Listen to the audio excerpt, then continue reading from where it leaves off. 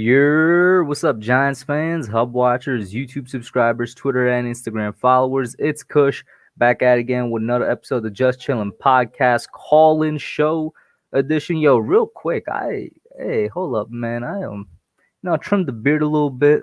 You know what I mean? It was getting a little big, under here as well. I didn't shave it off, unlike somebody else I know, but I trimmed it a little bit, so it's still manageable, still looks good. You know what I mean? Your boy looking, oh man, looking good, man. Y'all know the vibes, bro. Shout out to everybody in the chat. I'm gonna stop. Shout out to everybody in the chat. Thank you for tuning in. Nate Talks Sports, Nate Talks Giants, Logan's Giants Zone, who's in backstage, Joseph Balby, Harrison Aaron, Jay Berman. Who else is here? Logan, you were kind of spamming a bit. Isaiah, Mike Nixon, David Gallo, Jaden the Champ, Joe Yato, who's backstage as well. 1K Vertex, Nerd Cage Live. Cody Jins, King Sean, what is up, man? How's everybody doing? Let's get the first member on, Mike Nixon. What up, Mike? How you doing? What's up, Hub? I'm good, man. The Knicks play tomorrow? I gotta wait until tomorrow for disappointment. Yep. We gotta wait till tomorrow for disappointment. It is what it is, man. You know what? I'm just ready for the offseason. I'll say this. I saw something today that I completely forgot about the Knicks. Julius Randle and RJ Barrett both led the league in minutes played. They played more minutes than anybody else in the league by I think 300 or 400 minutes. So they are extremely tired around this time of the year. I'm not giving them an excuse, but it's something I forgot, and I was just like, that's definitely playing a factor into their performance. I think we will get either Lonzo Ball or here's another underrated name, Spencer Dinwiddie. Is he still with the Brooklyn Nets right now? Nets. Yeah, but he's a free agent. What would he really after this year? I'm gonna ask this because it's the same thing I said about Lonzo. Talent-wise, are they really that much better than what we have on the roster?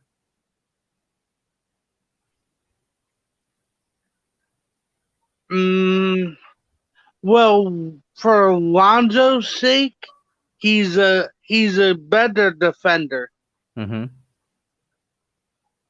But shooting wise, I'll give it to Dinwiddie.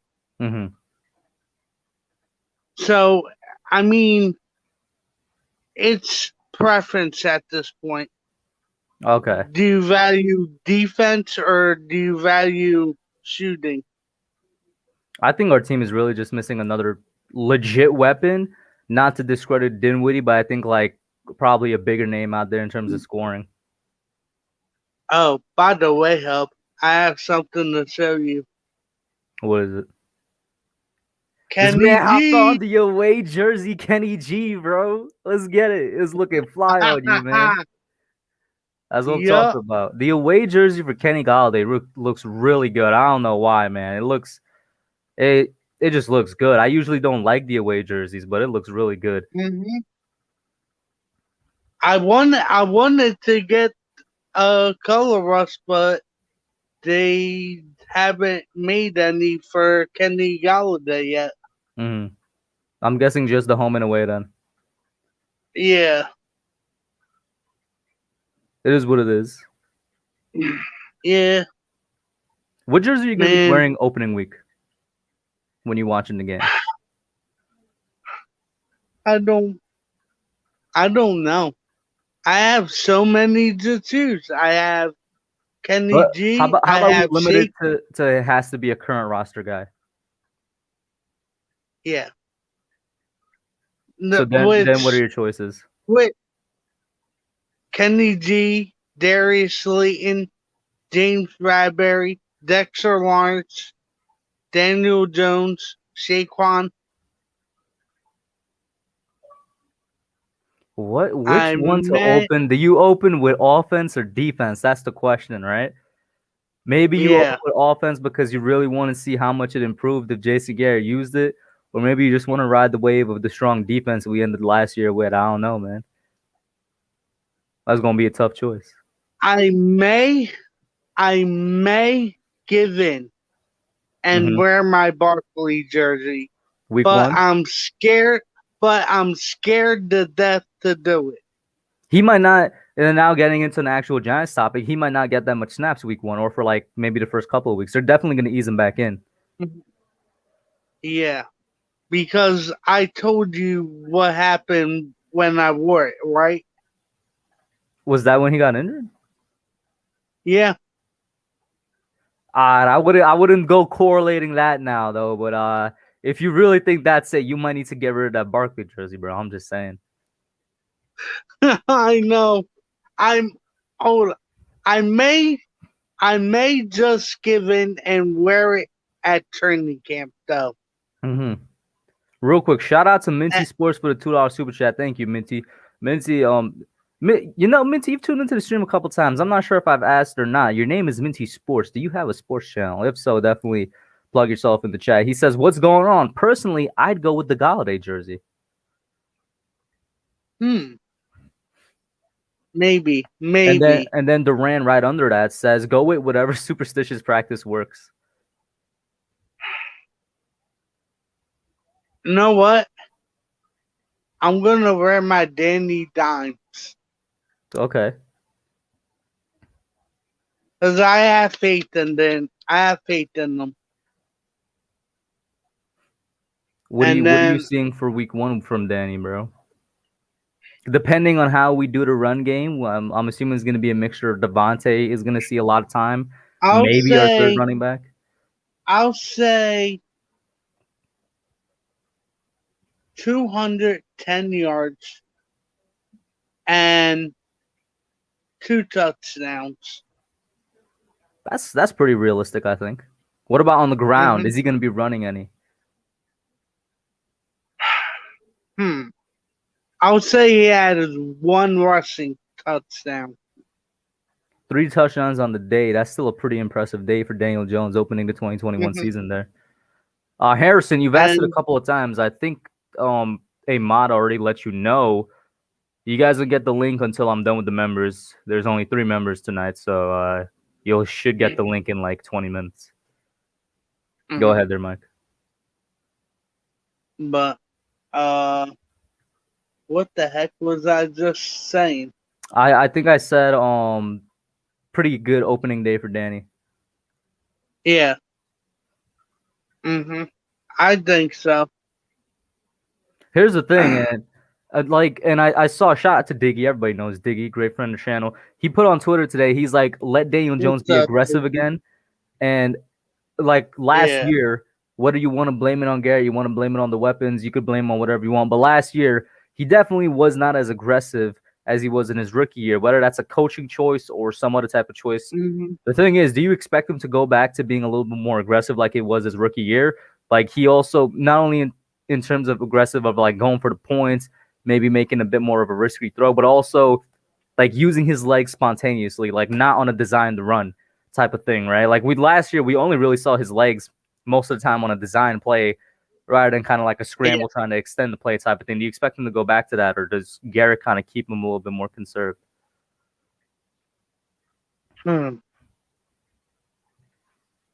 I'll say it's gonna be a mixture of everything. Mm-hmm. Because I definitely think he will take more shots downfield now that we have Galladay. Mm-hmm. But I could also see him like playing the conservative route to not throw a pick. If he's playing the conservative route to not throw a pick, that would suggest to me maybe he's not too confident in himself. Yeah. And if that's the case, man, I would not want that. Yeah. I mean, I definitely think he's gonna be more aggressive with going downfield. Mm-hmm. But not as often. What do you mean by that? By not as often? Not as often as he was in 2019? Yeah.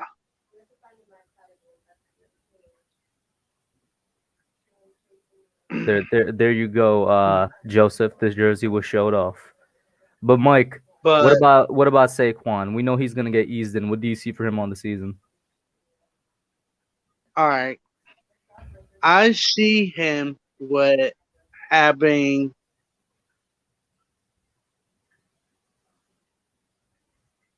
1,275 yards, 550 receiving, and 13 total touchdowns. 13 total? Oh, that's kind Yeah. of a low total. I ain't gonna lie to you. It's kind of a Mhm. low total. All right, we'll see, Mike. We'll see. Shout out to Ash Money in here and Max Webster, both great creators. You guys should check out.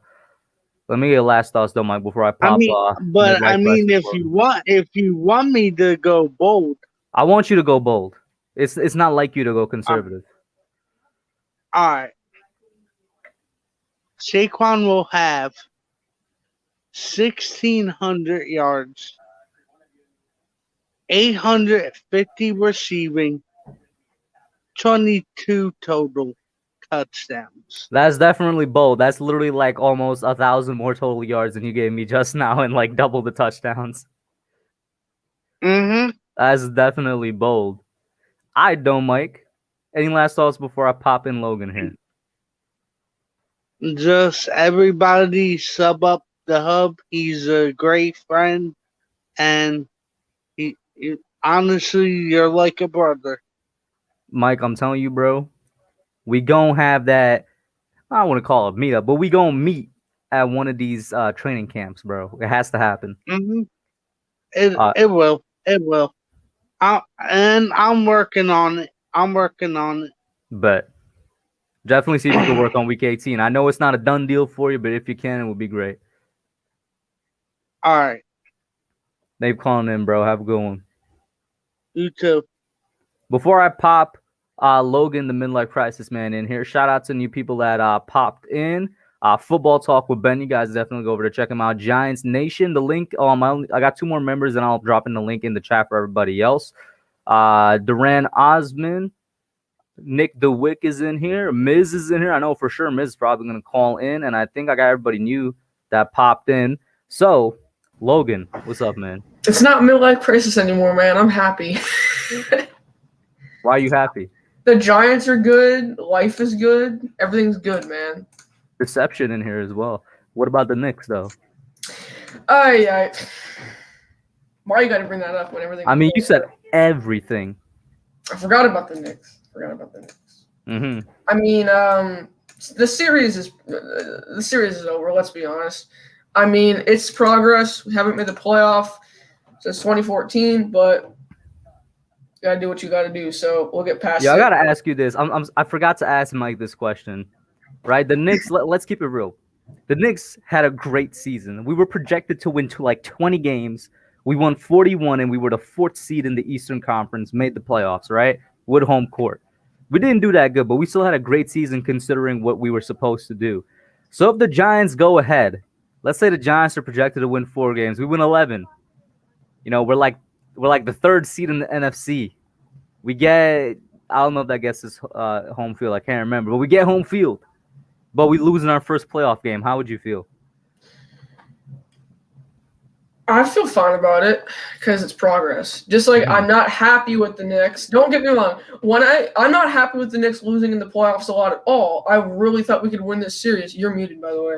I really thought we could win this series, but it's progress. We haven't made the playoffs since 2014. The Giants haven't made the playoffs since 2016. Let's be honest, that team didn't even deserve to be in the playoffs. So I'd be happy if I wouldn't even – obviously, if we got blown out in the first round of the playoffs as the Giants, obviously I'd be mad. But thinking later that we haven't made the playoffs since 2016 and it's progress for our young team, I wouldn't feel that bad about it. Exactly, bro. And you guys know I've made that video comparing the Knicks and the Giants, man. Right now, I'm still I'm seeing like what the Knicks need, in my opinion, because it's really their starting roster is underperforming, both a combination of lack of experience and they're like super tired because they play more minutes than anybody else in the league. But also they're missing that like legit, just quote unquote weapon is the term you use on football, but they're missing that legit scorer on offense that could come in night out and consistently drop 25. What did the Giants miss this offseason? You know what I'm saying? That consistent weapon. Mm-hmm. You know what I mean? Like all I'm saying, bro, is the parallels are there. But also, if the Knicks, they have a good amount of money in free agency, they created now a desirable destination for themselves. If they can land somebody that consistently drop 25 a night, they be looking good for the next season. Also, Mike Nixon, I love the confidence in the future GOAT, my guy. I love the confidence. Mm-hmm. What did you say? 1,800 total yards, 21 touchdowns. That was his bold prediction on it. I love that.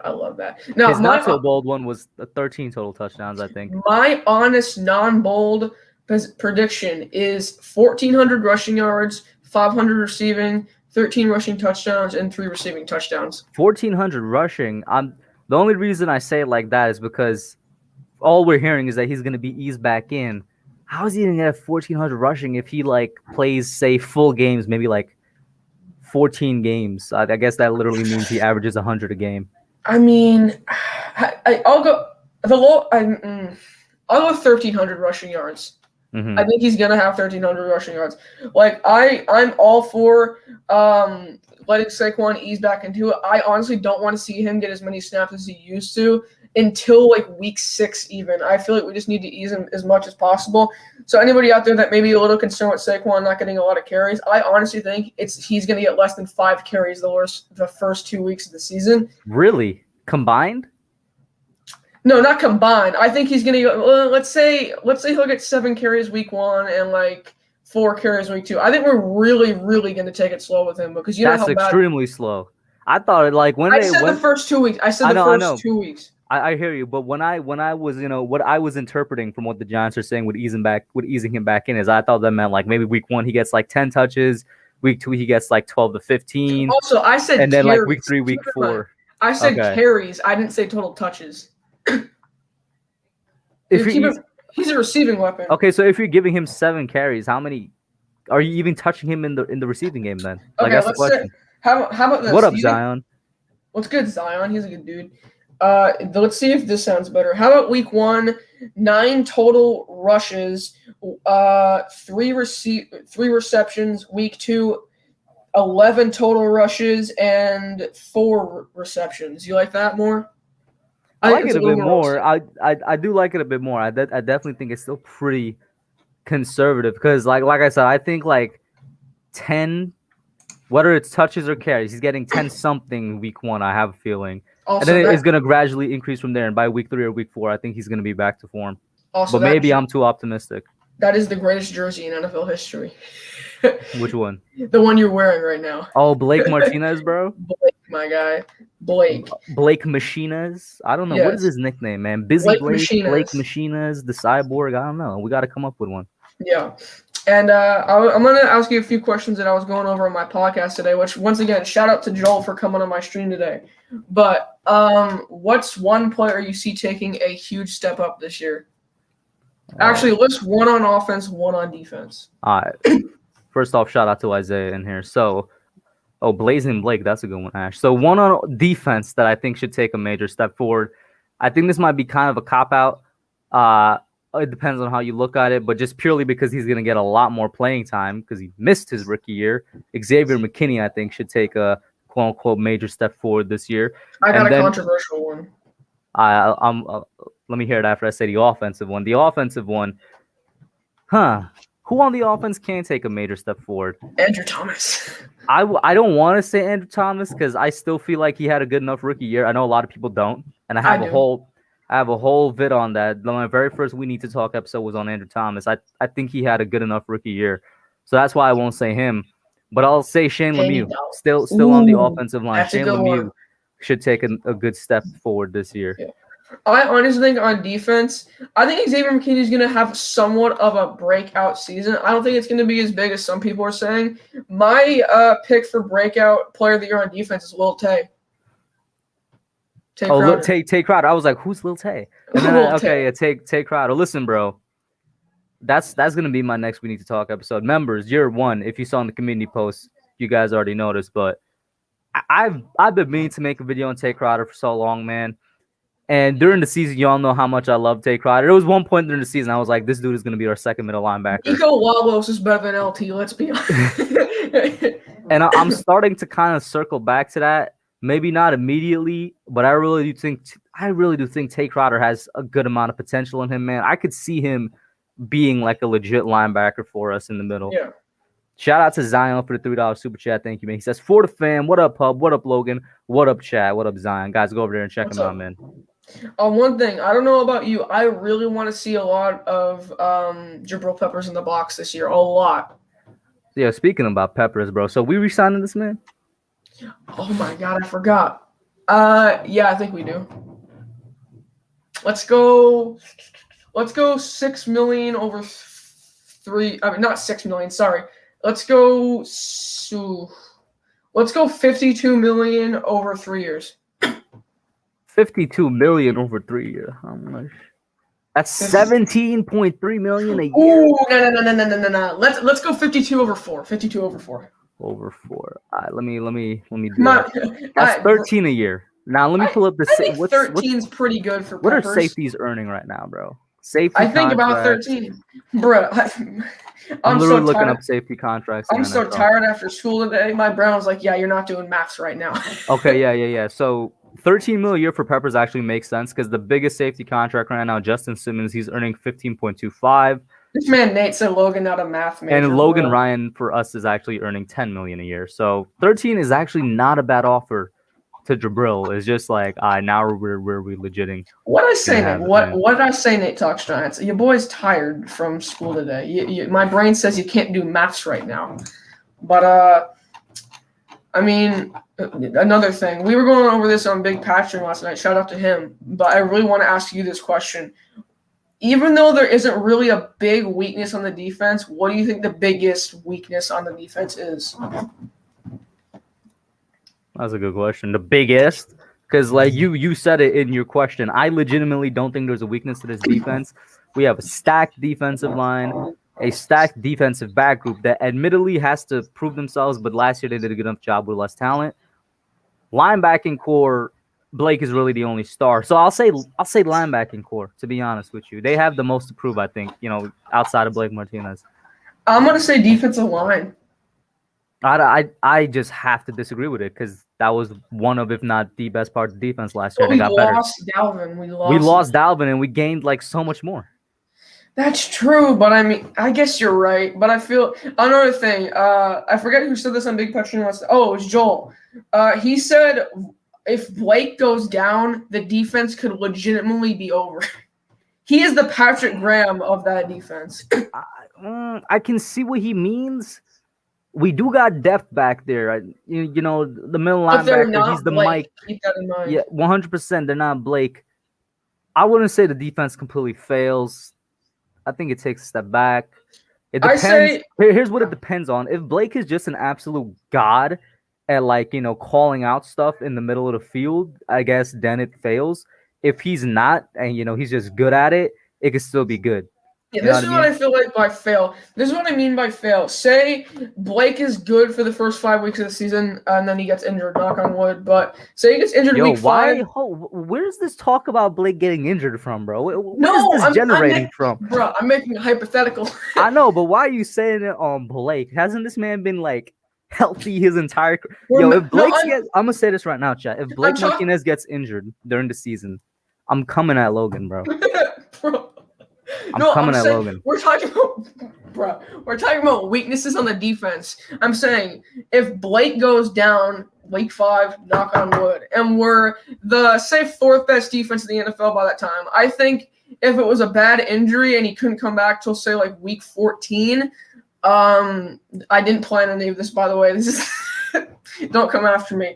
But say he goes down with a horrible injury, doesn't come back the whole season maybe. If we were to lose him, I think we go from a top 5 defense to a top 15 defense. That's how bad I see it going. Really? I honestly can't even answer that question. Coach bro. is like, I'm gonna come after you. I can't even answer that question, bro. No, I'm not you sure got- if I want to answer that question. You gotta make a meme. What's that movie? I will find you and I will kill you. What's that movie? Taken. Yeah, I've never seen that movie. It's supposed to be good. There's but- like 5 of them, I think. That's yeah, any one. They all have the same plot. It is what it is. exactly. Pretty much all movies have the same plot except a few. But this dude on Twitter says this dude Sims from the Washington is better than Kenny Galladay. Yeah, I saw that. I retweeted that, and y'all think I've been tripping. My retweet was Washington fans need to be stopped all Yeah. off season. Washington football fans have been running wild. Sean, I don't know if he's still in there. Sean is the homie. I respect him, bro. He's one of the best Washington fans out there. But Washington fans need to be stopped. They tweet out things like Cam Sims is better than Kenny Galladay, like Ryan Fitzpatrick is better than Daniel Jones. They tweet out things like Washington's wide receiver core is better than the Giants when both are technically unproven. Tweeting out things like their secondary is about to stop our wide. Like, listen, bro, Washington fans need to be stopped. All right, they need to calm down. Michael Please come Jordan, back down stop to earth. it. Get some help. Okay, that's all I gotta say on that. Speaking of stupid fans, I don't know if the chat's heard this. Guys, I once had an Eagles fan tell me Jalen Reagor is better than Kenny Galladay. We're gonna stop it right there. This is not the place to joke about mental illnesses, okay? This is a PG stream. PG stream. This we accept everybody over. Bruh. Logan, We listen. What's your last thought before I pop the beard? Well, he's not bearded anymore. Joel on. Poor guy. But my final thought. Daniel Jones is a top 15 quarterback next year. Saquon. That's better than when Philly Notion popped on us at top 5 for Jalen Hurts. Jalen Hurts. I made a joke in my top 10 quarterbacks video today saying Jalen Hurts is the number 1 quarterback for like 45 seconds. But Oh, real quick, shout out to Zion for $2. He said make some fitted hats merch. Well, first of all, if y'all don't know, I did gotta drop get the Joker shirt. 2 new pieces of merch. Let me just pull it up and share. I'm One of them gonna is get Leonard that Williams. I'm Yeah, go gonna ahead. get the Lion King and Young Joker shirt. I have to. Those are the names of the designs, right? One of them is the Lion King. I'm sure you guys could guess who it is, designed after. And one of them is Young Joker Season. I'm going to quickly share. If you Speaking guys of want to that, go check it out. Chrome tab. All right, there it is, right? So we Fire. got the light version fire. of the Lion King tee, right? Fire. A zoom in on the design. Leonard Williams with his mane of his hair. Yeah, Lion fire. King. And then we got the dark version, which is literally just, kind of a darker. It's literally what it is. It's just the font in white. That's what it is. And then the Young Joker Season, which is our boy Kadarius Toney, since his rapper name is Young Pure Joker. Put him on a little bit need of a that card boom. there. You know what I'm saying? A little bit of a card deck I with the really hope Giants I helmet can, and whatnot. I 1 in really hope- 89. I really hope I get one. If I do, it's gonna be blue. Was there a blue one available? I can't even remember, Yeah. bro. But Listen, real quick, because Ash Money brought up something that kind of in the works. I may be able to do this in the future. As of right now, I can't do it with Teespring because Teespring has limits as to what you could design. I'm kind of working on something where I don't need to go to Teespring and I'll have my own supplier. So then I could design whatever I want. Nice. We'll see. Not nice. confirmed yet, but it's in the works. Go ahead, though, Logan. Yeah, final thoughts. Daniel Jones, top 15 quarterback. Saquon, let's say 1,300 yards rushing, 10 rushing touchdowns. Kenny G, just about 1,000 yards. Defense, top 5. That's it. Thanks for having me on, man. Bet, Logan. Have a good one, guys. Go over there, check out Logan's Giant Zone. Next up, we got Classified with Joe Yaddo. Nothing has grown back yet. It's still clean. There's not even a stubble on there, man. Give it an hour or two. It'll be back. Okay. All right. Listen, it's not you, bro. It's not It you. I'm is. sorry. It is me. I feel so much better, man. I'm cooler. I'm not all. Ugh. That was a nightmare to take care of. The beard, Listen, I'm the sure oils. the one thing you said is definitely helpful. It's getting summer. It's getting hot. It's definitely gonna help with that. Yeah, I mean, it's not like I won't have it back next winter. I mean, I grow that anytime I want. Bet. Oh, shout out to Nerding Out Sports, and I didn't see him. But how you Yeah, doing? Bobby Will? Murphy, my favorite Eagles fans in there too, and I think I saw Luann in there. And Yeah, Bobby Murphy's in here. I didn't see him. yeah, Bobby's in here. Guys, listen. I know Bobby be trolling, but he's a good dude. He's a He good dude. called in. Called in. All right, Joel. What's up? Hey, Listen, all right, the first thing it was brought up is where do you see the biggest weakness? And I said if Martinez goes down, that's the Giants' defensive biggest weakness. He's the captain. He knows Graham's defense. He was there in Green Bay when Graham was running it. He knows the calls. He knows how to set the guys up. He knows what Graham wants. I said that's where I said that Martinez was the biggest weakness on the defense if he goes down. Mm-hmm. Outside of that, I really don't see another weakness with our depth.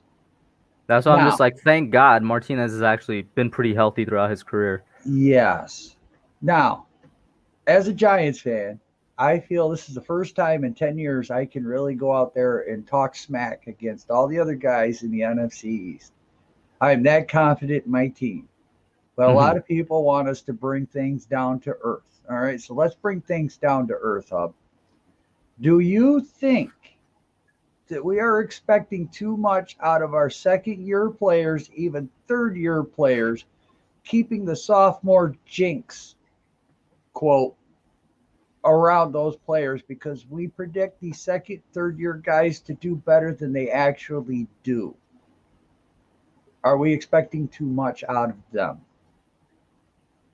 Define too much, right? So, like, what would your expectations? Give me like an example. All right, Will Hernandez, his second year, we expected him to become an All-Pro, but he didn't do it. New scheme. If that's the expectations, I would say it's too much. You know, because All-Pro level, only some can do that. Right, but okay, but I'm saying Xavier Mckinney. Are we expecting too much out of him at the safety position? Nah, not for McKinney. That dude was supposed to be a first-round pick. Thomas, Pert, Lemieux. They're all our three out of the five guys up front. It's their second year. Are we expecting too much out of them? You know what I'm saying? How sometimes we expect too much out of our second, third-year players. So if people really want to be realistic, then this is the discussion that we really should be having. What are we really honestly, if you want me to come down to earth, let's everybody else come down to earth. What are you expecting out of these guys?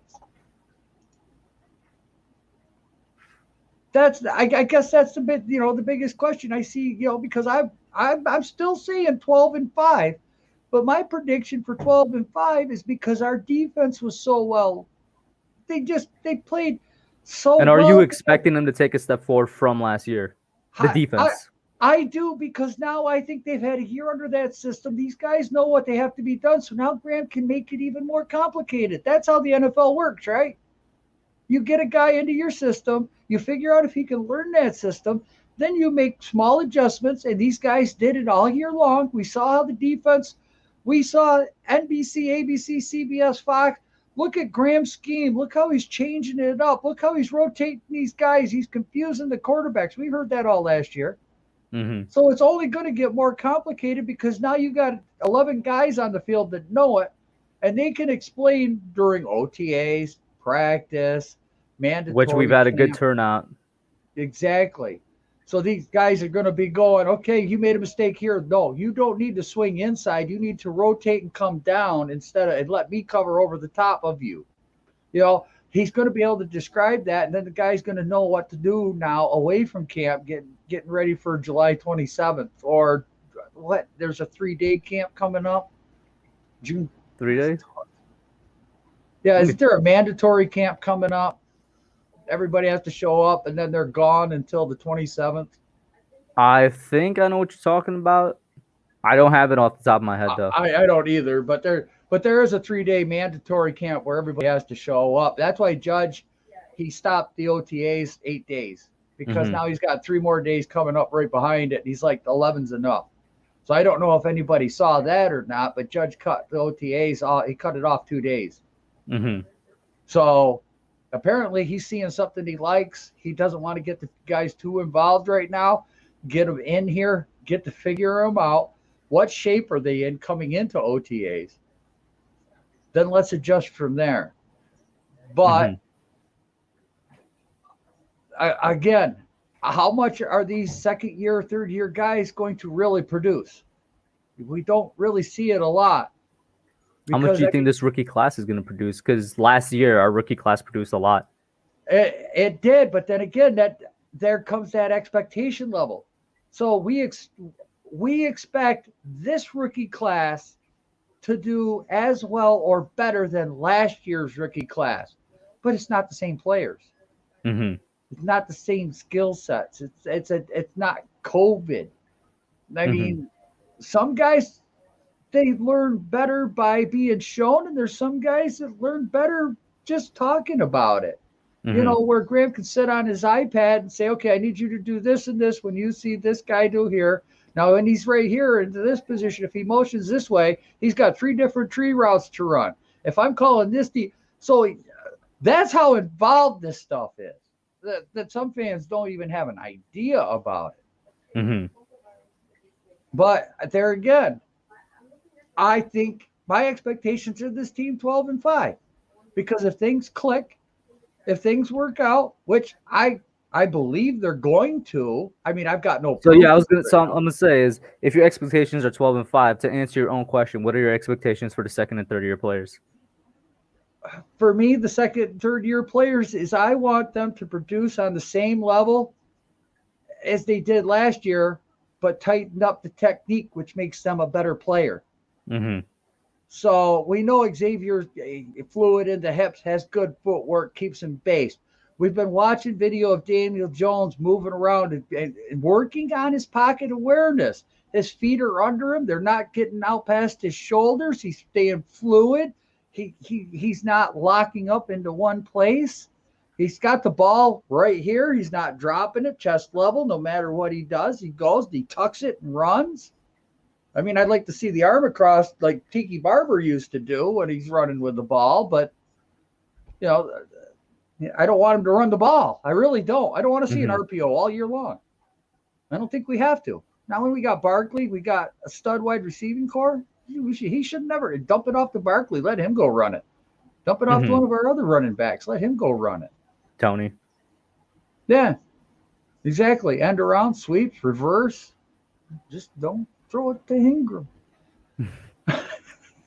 What do you think about what I was saying when I said that Kyle Rudolph could be the starter and Ingram might have to take a backseat? Do you think that's too much? You think it's possible? I don't. I think Rudolph got brought in here for his blocking ability. What's funny is he is a really good blocker, but he's not a blocking tight end per se. For like 90% of his career, he was just a receiving tight end. He didn't bring that blocking part of his game until like 2018, I think, was when he really started to work on it. That's a result of Minnesota's offense. They don't want blocking tight ends. They want receiving, where Ingram would have thrived. It wasn't until they brought Irv Smith in that he had to start working on his blocking. Right. And that's why we have Calvin Benjamin. He's a big body. He knows the tree routes. And if he can get into position better than Toilolo or Caden Smith, or don't we have another one on the roster? I can't remember. Toilolo, Caden Smith, Ingram. No, those were the 3 before. Those were like the main 3 right there. Yeah. But, you know, how many times did we see Caden Smith miss a block last year, or Toilolo? I mean, you watch Bobby Skinner's film breakdown of the offensive line. You watch, he whiffed here. He's standing there like a turnstile, letting people by him left and right. Look at the hole. If he makes his block, I can't tell you how many times I watched that last year. Our running game should have been so much better. I mean, the guys were picking up blocks. The running offense, we should have been ranked at least 5 positions higher if some of those blocks were made. So, Joel, you can't fish. Well, YouTube videos are going to be out for that. What kind of bait? It all depends on what you want to go for. What do you have by your place? What kind of fish? Man, I got everything. I got a kayak. I can access anything from trout to bass to carp to catfish to sunfish to perch. What's the biggest fish out there by you? Carp. How big get? I got a picture of me holding one that was over 50 pounds. That's the state record's 50 pounds, and I tried to go get him weighed, and I couldn't find any place to go get him weighed or scaled out. The EC office was closed, and the local meat markets, their scales only go up to 40 pounds. Why do their scales only go up to 40? That's a meat market. That's to get a state record certified, you have to have a documentation of 2 witnesses and certified scales. Damn. Yeah, tell me about it. Yeah, well, how long ago was that? How many years? I would have let it go if I'd known that, but unfortunately, You have to have the fish with you when you go to weigh it. So did you have it for dinner then? No, I don't eat carp. Okay. What'd you do with it then? Well, we here in New York State, I grew up that way that we use it for fertilizer. It's cheaper than buying cow manure or whatever, or some of the other organic. It's all natural. Mm-hmm. It's getting used. It's just not getting thrown away. I mean, I'm not a big fan of it, but I understand it because that's how we grew up with it. And it's still like a cycle of life thing. So you're using that to get the soil conditioned so that when you grow your tomatoes, they're tomatoes. They're not Mm-hmm. tomatoes, So, and then that just continues on through the life cycle, which and not only that, we don't really have any predators for those fish. There's nothing that's going to eat a 30, 40-pound fish. Mm-hmm. So to keep the population at healthy control, there's some guys that, they go out and they shoot them with a bow and arrow. Mm-hmm. Or they do the gardening thing. Mm-hmm. I'll say this, nerding on sports. I can't imagine, bro. Hopefully I'll find out soon. We'll see. Never know. Not that far away. Yeah, what is it like from the city? Like 4 hours? Yeah, it's about 4 hours. No, it took me 5 hours from the bridge to my house in the semi. The bridge? For the GW. Okay, but all right. So Joe, listen. Let me get your last thought here before something happens, bro. All right. How about we just leave the fans hanging with this? I'm good Friday, Saturday, or Sunday about that thing you talked about earlier. Yeah, all right. I'm good Friday, Saturday, or Sunday as well. Joel, have a good one, bro. Yes, you too, my friend. Next up, we got Nate from Nate Talks Giants. It's been a while since we had Nate on. What up, bro? What's up? How you doing, Kush? I'm good, man. No camera? No camera logo? tonight. I'm audioing it for the day. I bet. Wait, hold up real quick before you go. Bobby Murphy was just in the call-in, but I think he popped out or something. Bobby, you better call back in. Go ahead there, Nate. All right. I mean, I was just listening to Joel. Joel, you got to teach me to fish, bro. I have never in my life fished. Hey, Logan, that's a big move there. I live in Connecticut. There is a ton of fishing around me. I have never fished, Joel. I'll watch some videos, try and get out there. But you gotta teach me to fish, bro. That's what it is. What up, Jay? How you doing? I've only gone fishing, I think, maybe once or twice in my life. It wasn't even in New York State. I think wherever Bushkill Falls is, let me look that up. Whatever state that's in, that was like a couple years ago. Pennsylvania. Yeah, that was a couple years ago around there. Yeah, I mean, I'll talk whatever Giants you want to talk, but I was just listening to Joel describe that fish adventure with trying to get that thing weighed. With the sad ending. That is unfortunate right there. What I was really confused about is if you're a meat market, why does your scale only go up to 40 pounds, man? That should go higher, man. Like, what if somebody comes in and orders like half a cow or something? Nah, but you would think that if they get whole sides of beef and they butcher that stuff down, you'd think they'd have a scale that would go up to that. That's what I'm saying. Yeah, I know. I'm agreeing with you. I have no idea. That's those meat markets, Joe. Y'all need to boycott them, man. Boycott the meat until markets. They get some like scales that are legit. Hey man, we got to get a movement going. Get those scales there. Come on. Exactly. By the way, Joseph is in chat saying, "How are you American and haven't fished?" Joel, I'm sorry, buddy, you're fired. Joseph, you're fired. That's just what it is. Did you hire him? No, he's just fired. Joseph, you're fired.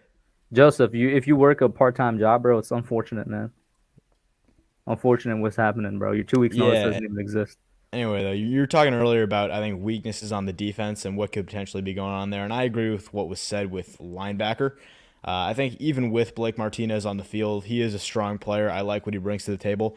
But he's the only one, though. Right. If you want to talk about just nitpicking the absolute low-hanging fruit of this defense, we do not have all-star sideline-to-sideline linebackers. We don't have a Devin White. We don't have a do-it-all guy like that. So I guess you can call that a weakness, but at the same time, with our defensive line and Blake Martinez being able to just stay behind that and tackle and read run plays to his heart's content, and our safety groups that can rotate into the box and do what they do in that versatility there, I think they'll be just fine. I don't expect our linebackers to get exposed too much in zone. It wasn't really a problem last year. I don't think it'll be a problem going forward. But if you were just to nitpick one weakness, it would probably be that. Last year, it definitely would have been CB2, but I think it's fair to say we hammered the corner position in the offseason. I mean, my God. Do you think we addressed it enough, though? Yeah, that's the question. I mean, is Isaac Yiadom down far enough on the depth chart? That is the question. List off, where would he be, bro? All right, so obviously James Bradbury, Adoree Jackson. He's definitely below Darnay Holmes. And I think depending on... I'm not sure if he's already below Aaron Robinson, but I definitely think at some point he will be below Aaron Robinson. Because Aaron Robinson's way more talented. He's got better man coverage skills. People were already talking about Aaron Robinson possibly being above Darnay. Nah, I can't accept that. I'm sorry. Darnay Holmes may not be as good a man coverage player, and that's why we drafted Robinson, because Robinson's man coverage skills are exceptional. But Darnay Holmes is a fantastic corner. You know, he's a really, really great slot, and he's going to be fine for us in the future. Don't worry. Everyone was as hyped up as I was on Darnay Holmes. He's going nowhere anytime soon. He's staying. But Aaron Robinson, again, is another great corner, and the expression goes, you can never have too many great corners in the NFL. So Aaron Robinson was a great addition to the defense, and I think my new mantra that I've adopted this offseason is the farther down you can push Isaac Yiadom on the depth chart, the better. Which is crazy because it's not like he's a terrible corner. Right, yeah. It's just that's what this defensive philosophy has become for me. That's what it is. Now, you said, and I agree with you, I really love Darnay. I have a lot of love for another guy that's kind of in a similar position, but on the offensive side with Darius Slayton. I feel like maybe Darius Slayton gets more than he deserves in terms of flack. Like, the dude had the quietest 700-yard season I've ever seen a wide receiver get, and people are really talking about him as if he's automatic wide receiver 4 or 5 on this team, and I'm just like, like why? You know what I mean? I will say, Darius Slayton, for all the problems he had last season, and he did have some fair problems, for one thing, I think his drop issues were exaggerated, and I say that not because he didn't have problems catching passes, because there was a clear issue with him and Daniel Jones, specifically on deep balls, which is concerning. But I think from what I saw, it was less of an issue with his hands and more of an issue with deep ball tracking. He had some problems where he pulled up on routes. He wasn't getting to the spot where the ball was going to be. He wasn't attacking the route like he should be at the top. It just didn't look like he was entirely comfortable tracking the deep ball. And that's something that I think with just a ton of reps and a ton of work, he'll be able to get back into that groove. I'm not worried about it. And there's people saying he's below John Ross on this depth chart, and that's slanderous. That's just unacceptable. I mean, Darius Slayton is not obviously a wide receiver 1. We got Kenny Golladay and Kadarius Toney for a reason. But Darius Slayton very much still has a place on this offense. I expect him to get a good, solid snap share, maybe not on the field every down, but a good, solid snap share. I expect him to do his work. And more than anything, he's a guy that Daniel Jones is attached to. That's a guy they came up together. They were drafted the same year. They've said they have a connection. Daniel Jones said he has a connection to him because they were working their way through the third string, second string, all the way up to starting together.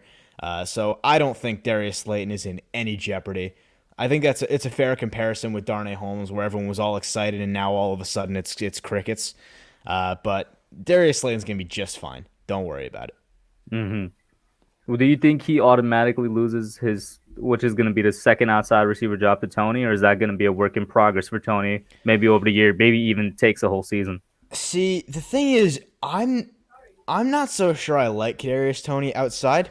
I think if anyone was going to take his job, it would be Sterling Shepard. I agree with that. If there was a way that Darius Slayton was going to lose reps, and I think he will lose some, it's going to be because we end up with Kadarius Toney in the slot in some packages and Shep on the outside across from Golladay. That's where I'd expect to see him lose reps. But I don't think he'd lose reps to Kadarius Toney just because they're so vastly different.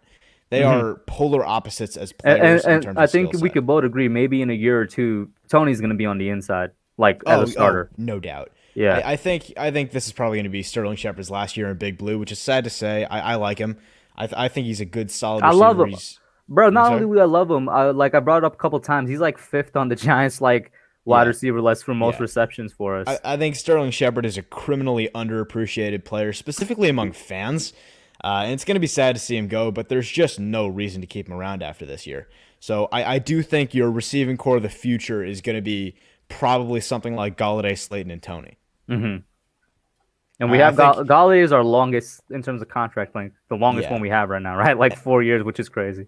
And I think you were talking about something that's important to note, which is Kadarius Toney and how his role is going to change, because it is going to change, and it's not so much going to change for me in terms of how I think they'll try to use him, because I think they know what they want to do with him, which is get him the ball in space, get him touches, get him opportunities to make moves and get free, because that's what his game is. He's not at the moment anyway, he's not a route you up type guy. He's not necessarily a burner. He's got good speed, but he's not a Tyreek Hill, you know? We know what we drafted, and I think that's what we're going to try and emphasize there. But with that being said, I think a lot of people fail to understand Kadarius Toney because they don't have the full context.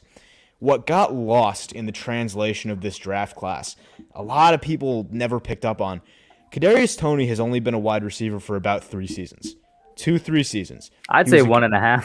Yeah, call the number what you want, but he has not been a receiver for very long. This man is a converted position player from quarterback, and his route running shows it. All right, at the moment, his route running is very raw. It's not very polished. I think I forget who said it, but some analyst said it, and I thought it was a perfect description. They said he runs his routes like basketball one-on-ones, and I thought that's exactly right. And I think the important thing to note is that the improvement year over year in his route running and his skills has been just outstanding, just unbelievable. And I think with that basketball 1v1 type stuff that he has, that quickness, that agility, that explosiveness, that's the physical tool set that he needs. It's just about getting work, getting reps, just grinding on his craft and getting better.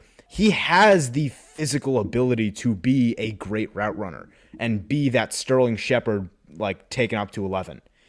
So I think as that ability develops, his role in the offense is going to change.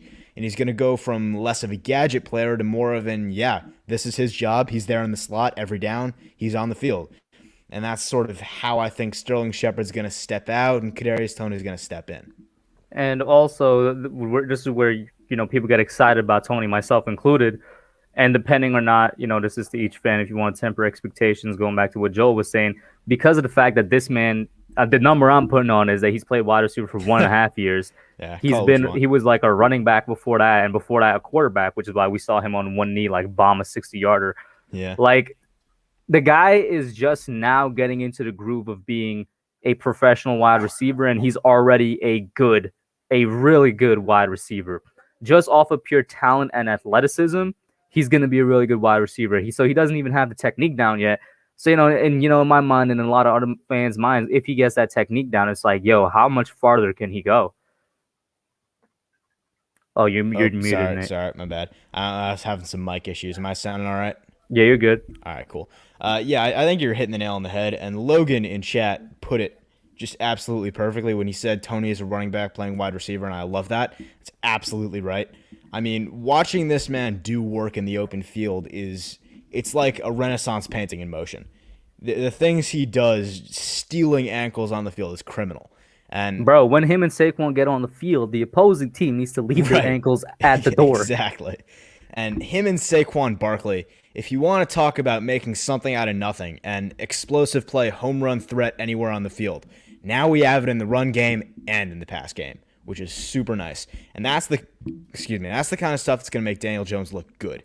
Mm-hmm. Because we can talk all we want about, no more excuses, blah, blah, blah, blah, blah, Daniel Jones, put up or shut up, all that good stuff, and it's all true. But for every person that's saying that stuff, they always add in the caveat of, well, you can say what you want about his receivers and his line. Yeah, and I think I will continue to say what I want about his receivers and his line because they were terrible. And now, with a guy like Kenny Golladay coming in to make for easy throws, that's huge, as we've talked about. But even more importantly, Kadarius Toney is going to come in and make Daniel Jones look good. There's all these people online that love to trash on Jones for his stats. Yeah, that's going to be some artificial passing yards right there. Some artificial passing touchdowns right there that get manufactured in plays like screens, like bubble screens, like quick hitters that Kadarius Toney can turn into 80-yard touchdown runs. That kind of stuff that you expect to see from a guy with his skill set. And for a developing quarterback like Jones, in a situation like he's in an offense that has not been kind to him, with a line that hasn't had an easy time of it, that's huge. So I love that sort of viability that Kadarius Toney gives our offense, and the way that we have all this variety in our receiving core now. It's just such a refreshing thing to see. It's unfortunate that the season is 100 days away. Oh, God, I can't stand it. I see all this stuff, and I just need football. We need football. Literally every single day, some Giants fan is tweeting, how many days until the season? I'm like, bro, you're not making the wait any easier. Oh, it's terrible. Just need Giants football, man. We're in that dead zone where there's just nothing to see. You can, you're refreshing the page on these news articles over and over again. There's just nothing there. I mean, goodness, it's tough. So I'm gonna ask you one last thing before I pop Benny on here. NFL wide, where's Julio Jones going? Oof, that's a tough one. I think the Patriots make the most sense. At the moment, the Seahawks are the guys everyone's talking about. But first off, I don't think that makes any sense. First off, the Seahawks don't need him. So let's talk about that for a second. I don't think the Seahawks have the money. I need to check on that, but I don't think they have the money. Mm-hmm. And then on top of that, the Seahawks have so many other issues that they need to address first. You have DK Metcalf and Tyler Lockett. Your wide receiver core is fine, and they just drafted Dwayne Eskridge and picked up Tamori and Terry. They are fine on wide receivers. You do not need to trade for Julio Jones and his massive contract. If you were going to put in work on that offense, attack the offensive line. That's what you need to start doing work on. But with Julio Jones to the Patriots, I think it makes a whole lot of sense.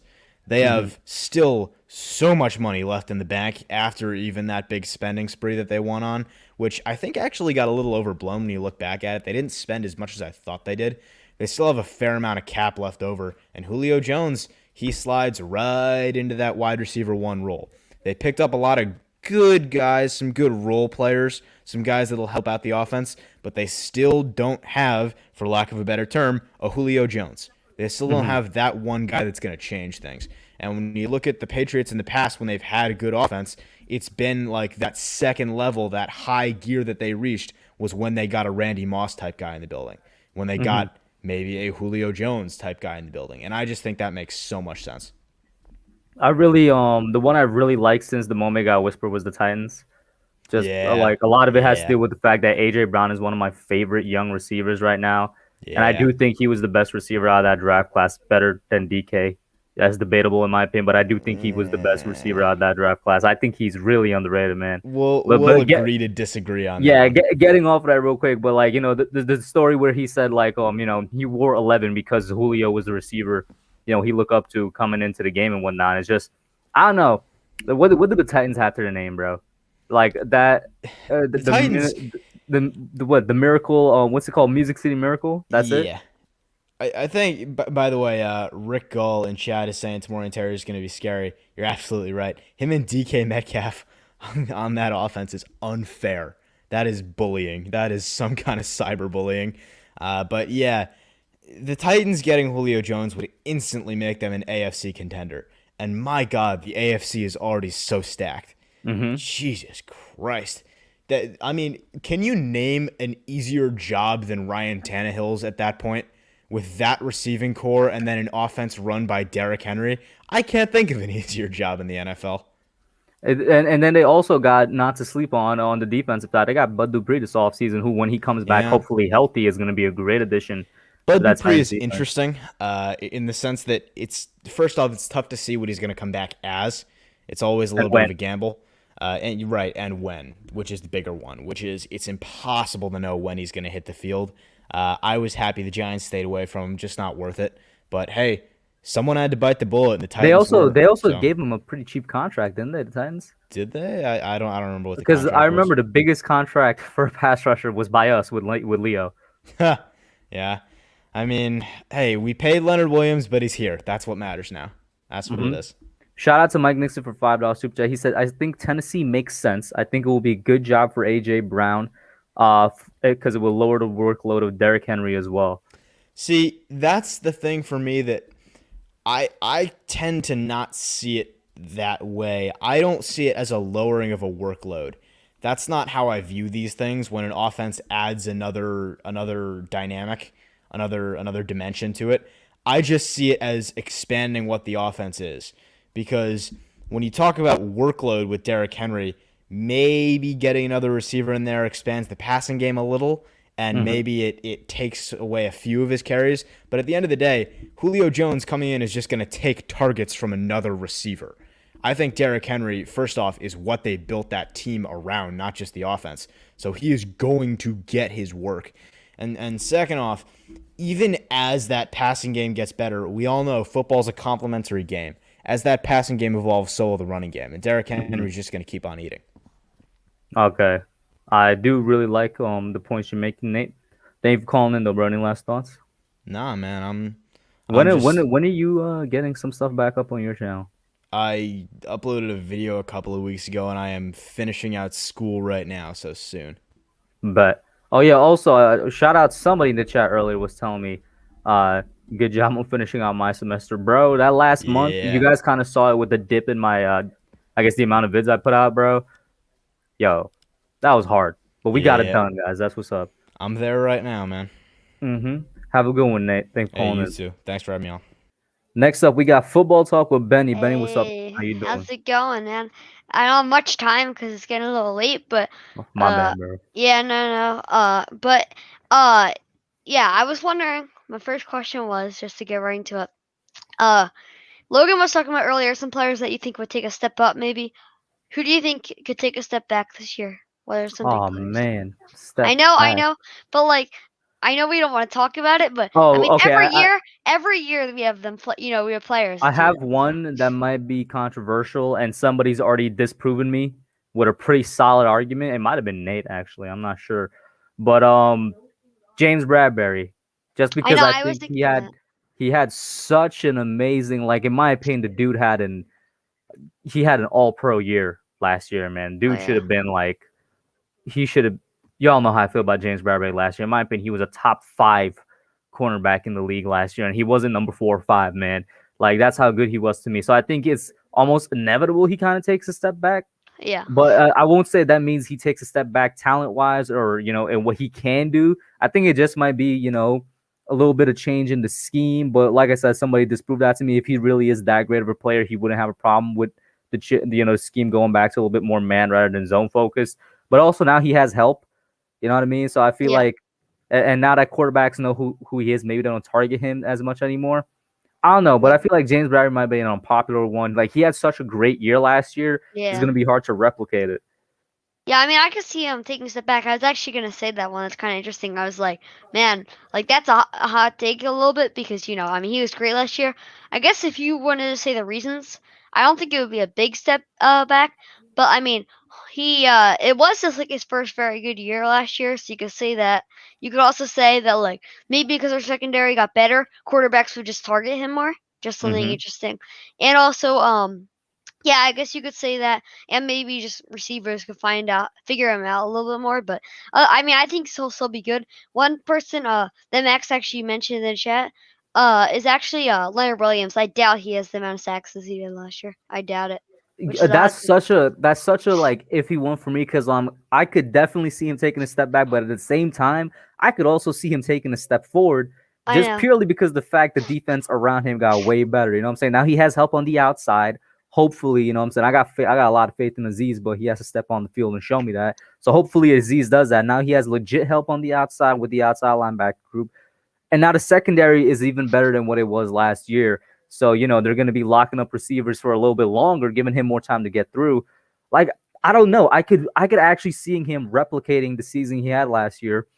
And I could also see if he maybe rolls in with like a 7 to 8 sack season or something like that. I mean, here's why. I don't think he'll be a bad player next year. I don't think he'll be necessarily worse. I just think that the defense, you could say they added a corner, but we also left Dalvin Tomlinson, who was like huge for him, obviously.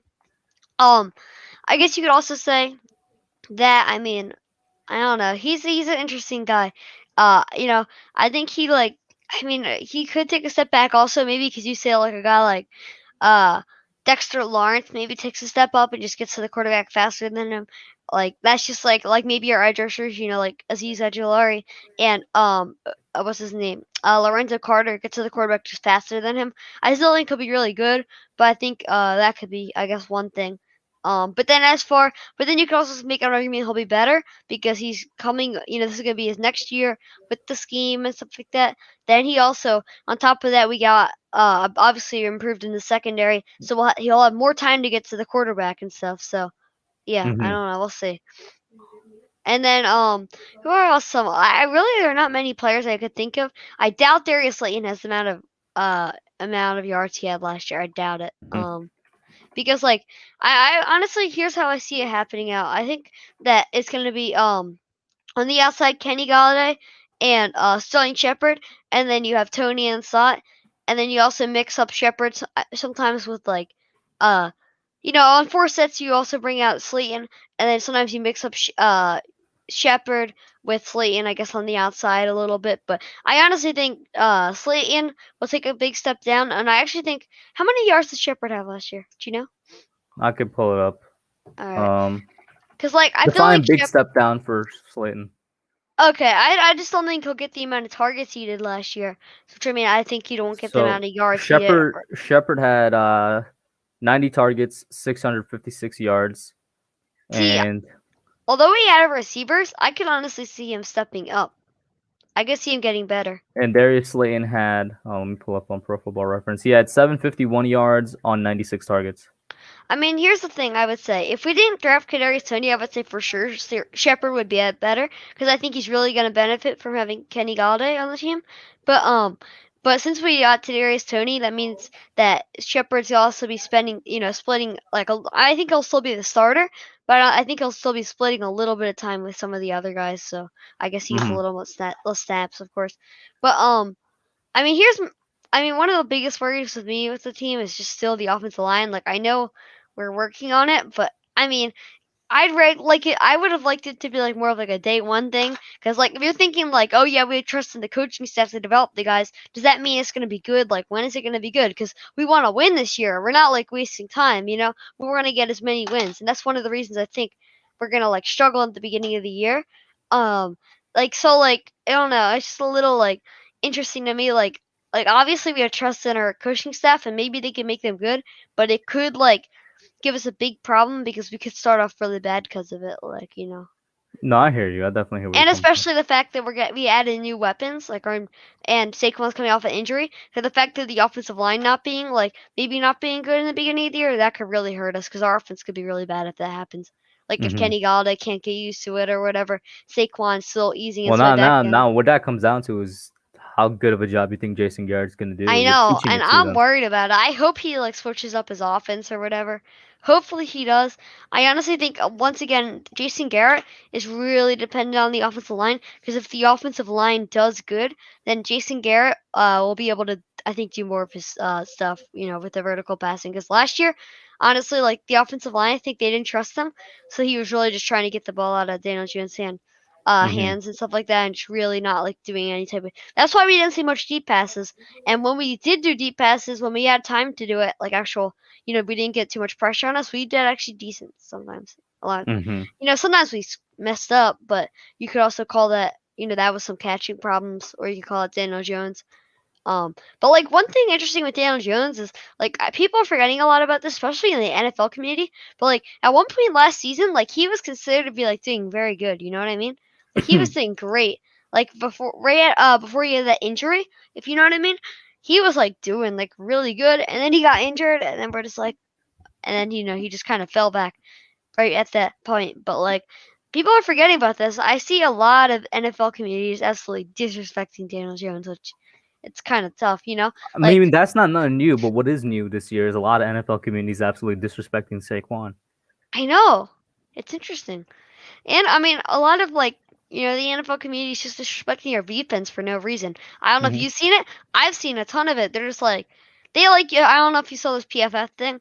I hate when they PFF post these things because they're like, who will be the best secondary in the NFL? And it showed like Oh 5 yeah, pictures of none. The defenses. Giants weren't even Giants on weren't there. any on there. I Like, was like, and then yo, PFF, what are you on, man? and I'm seeing these Eagles fans saying that they have a better defensive back group than us, which is just not true. Like, that's just I don't know how they think that. Like, it's just crazy. But like among they're not just Eagles fans though. Honestly, it's really just the NFL community. They're just like, when I explain, I'm like thinking, I'm like, how do you think that way? Like, what ways are? I just don't know what way our defense could be bad. Like Well, the with only the Eagles fans, bro, all I could tell you is that they think Darius Slay is like 23 years old or something. I know Darius Slay, he's pretty old, isn't he? How old is he? I think he's like 30 or something. See, he's gonna take a step down because corners have problems right at that age, you know. Mm-hmm. That's one thing. Like, that's why one reason, by the way, that is good that we got Adoree Jackson because he's young. And before you know it, Bradbury's gonna be actually decent age. I mean, like Bradbury's like 26, 27, bro. Don't even worry about it. really? Wait, he's 26. I think he's 26 27. or 27. Yeah, okay. I think the more thing I'm worried about is the contract, honestly, because this contract will be due soon, right? Well, we Like, signed him to a 3-year deal, and then when we restructured, I don't know if we actually added no, on we a year added onto it. that. We didn't add any other years. Sadly. Okay, so he has 2 more years with us.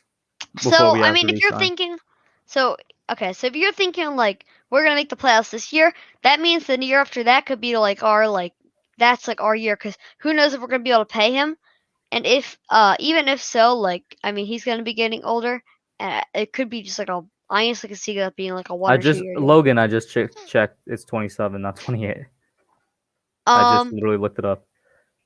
Yeah. So yeah, Bradbury's like, I'm not too worried about the age thing, but like it's just something interesting to think about. Like, I think this year we really, really, really should be making the playoffs because normally it takes teams a couple of years after making the playoffs to like actually do something in the playoffs. So I would hope we make it this year, and then like next year or something we would just like really. That's when we really turn it on and we like make a run, and hopefully like that's what I'm kind of hoping. Like this year, if we make the playoffs, then we can spend the next couple of years like.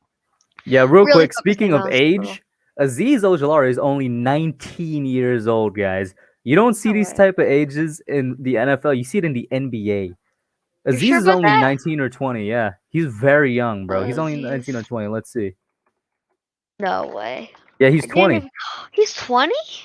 Bro, you don't see young players like this stepping into a league in the NFL. You see it in the NBA.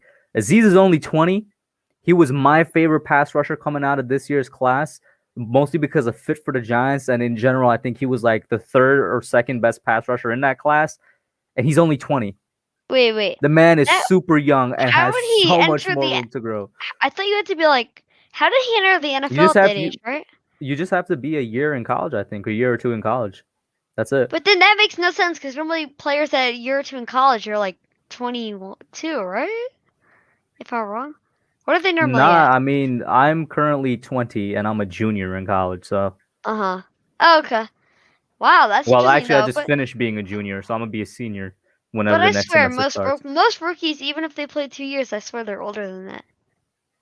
Let me search it. Like, how old is Trevor Lawrence? Most rookies are older. That's why I'm saying Azeez like, how is old gonna is be just, so for example, good. Just like Trevor Lawrence? Bro, he's like the youngest, one of the youngest rookies, bro.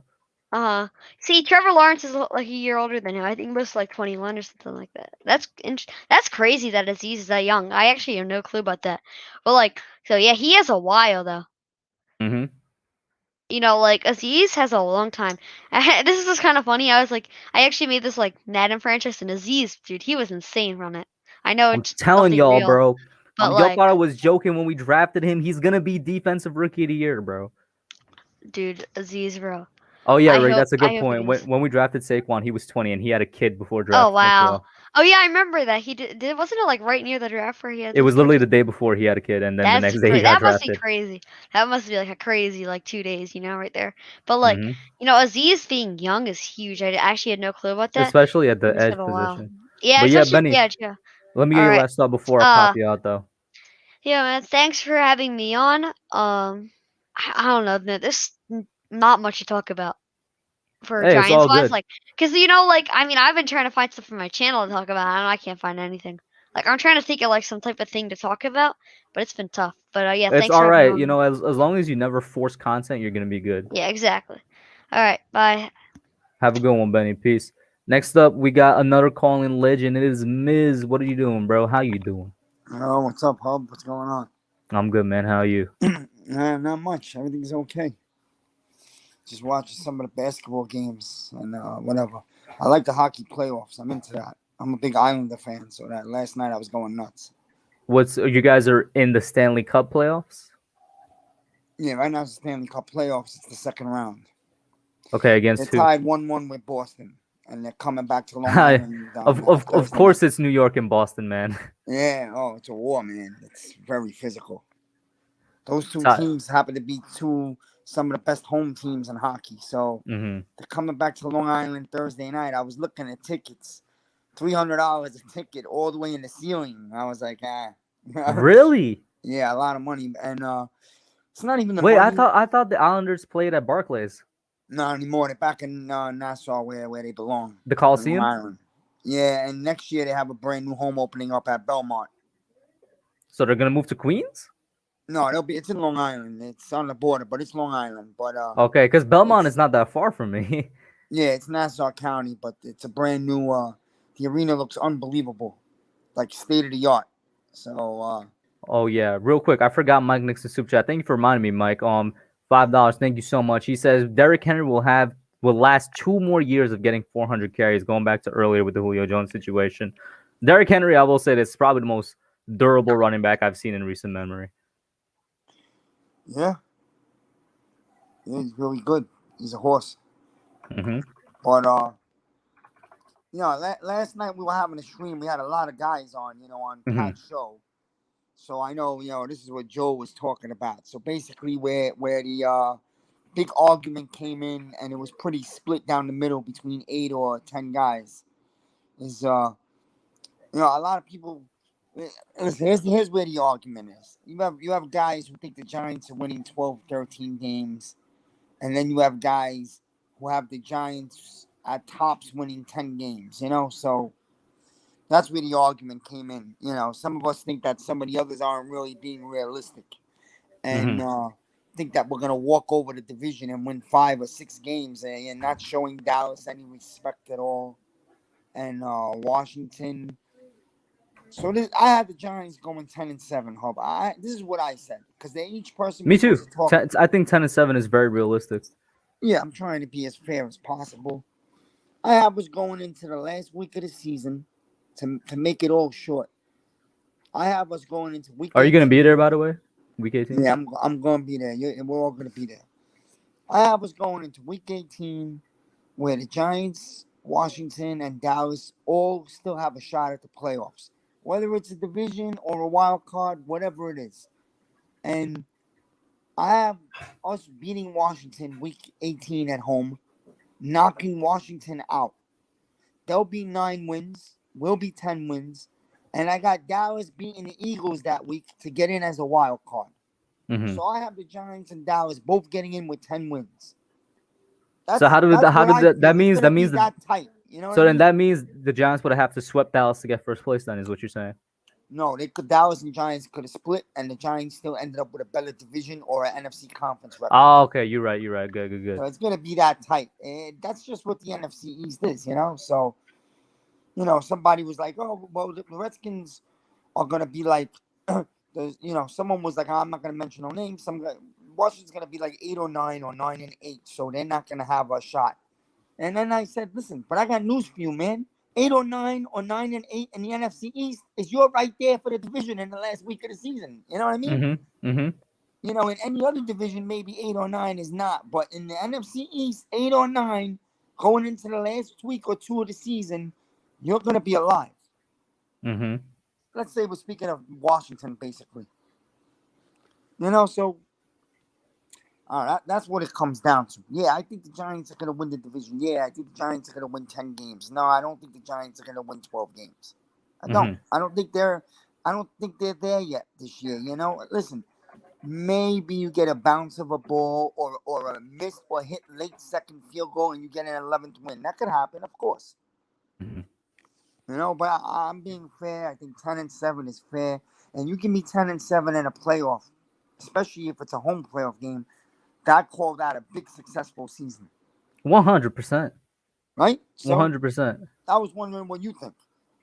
No, with that, I agree with everything you're saying, bro. If we go 10-7, that somehow wins the division, and we get a home playoff game, that's nothing but a successful season. Whether we lose or we win, it doesn't matter. The fact that we got a home playoff game for the first time in such a long time, that's a success right there. I don't care what anybody says. Yeah, that's what I'm saying. The Giants won 6 games last year. The reason why we looked at it as a successful season is because there was a lot of optimism, and you could tell with the new coaching staff that the culture and the team has changed and that we're headed in the right direction. That's why people were happy. Mm-hmm. You know? Yeah, if we had Barkley all year, yeah, I think the Giants could have won 8 or 9 games. Yeah, they would have won the division. But You really think that's much of a difference maker he is? Yeah, I think there were a couple of games last year where, look, the Eagle game we lost because of Ingram. If Barkley plays that game, I believe we win that game, and it doesn't come down to the last 4 minutes. Mm-hmm. You know, the Chicago Bear game, he went down early. I believe we could have won that game with him. The Tampa Bay game, if Barkley's there, we would have won that game. Mm-hmm. So I named you like 3 games right there. You know, so but that's not what happened. But that's another thing. I know you were talking earlier about Barkley's stats with a couple of these guys, you know. Look, I'm telling people Barkley's not going to come out the gate getting 25 handoffs the first week or two. Barkley, the reason why the Giants brought in all these running backs is because they're going to inch Barkley in very slowly. So the first 4 or 5 games of the season, people might be disappointed. But what you're going to see is because you didn't use him much in the beginning of the year. If we have a postseason run, he's going to be fresh. There you go. You're going to have a strong Barkley come late November and through December into January. You're going to have him take over as the horse. Mm-hmm.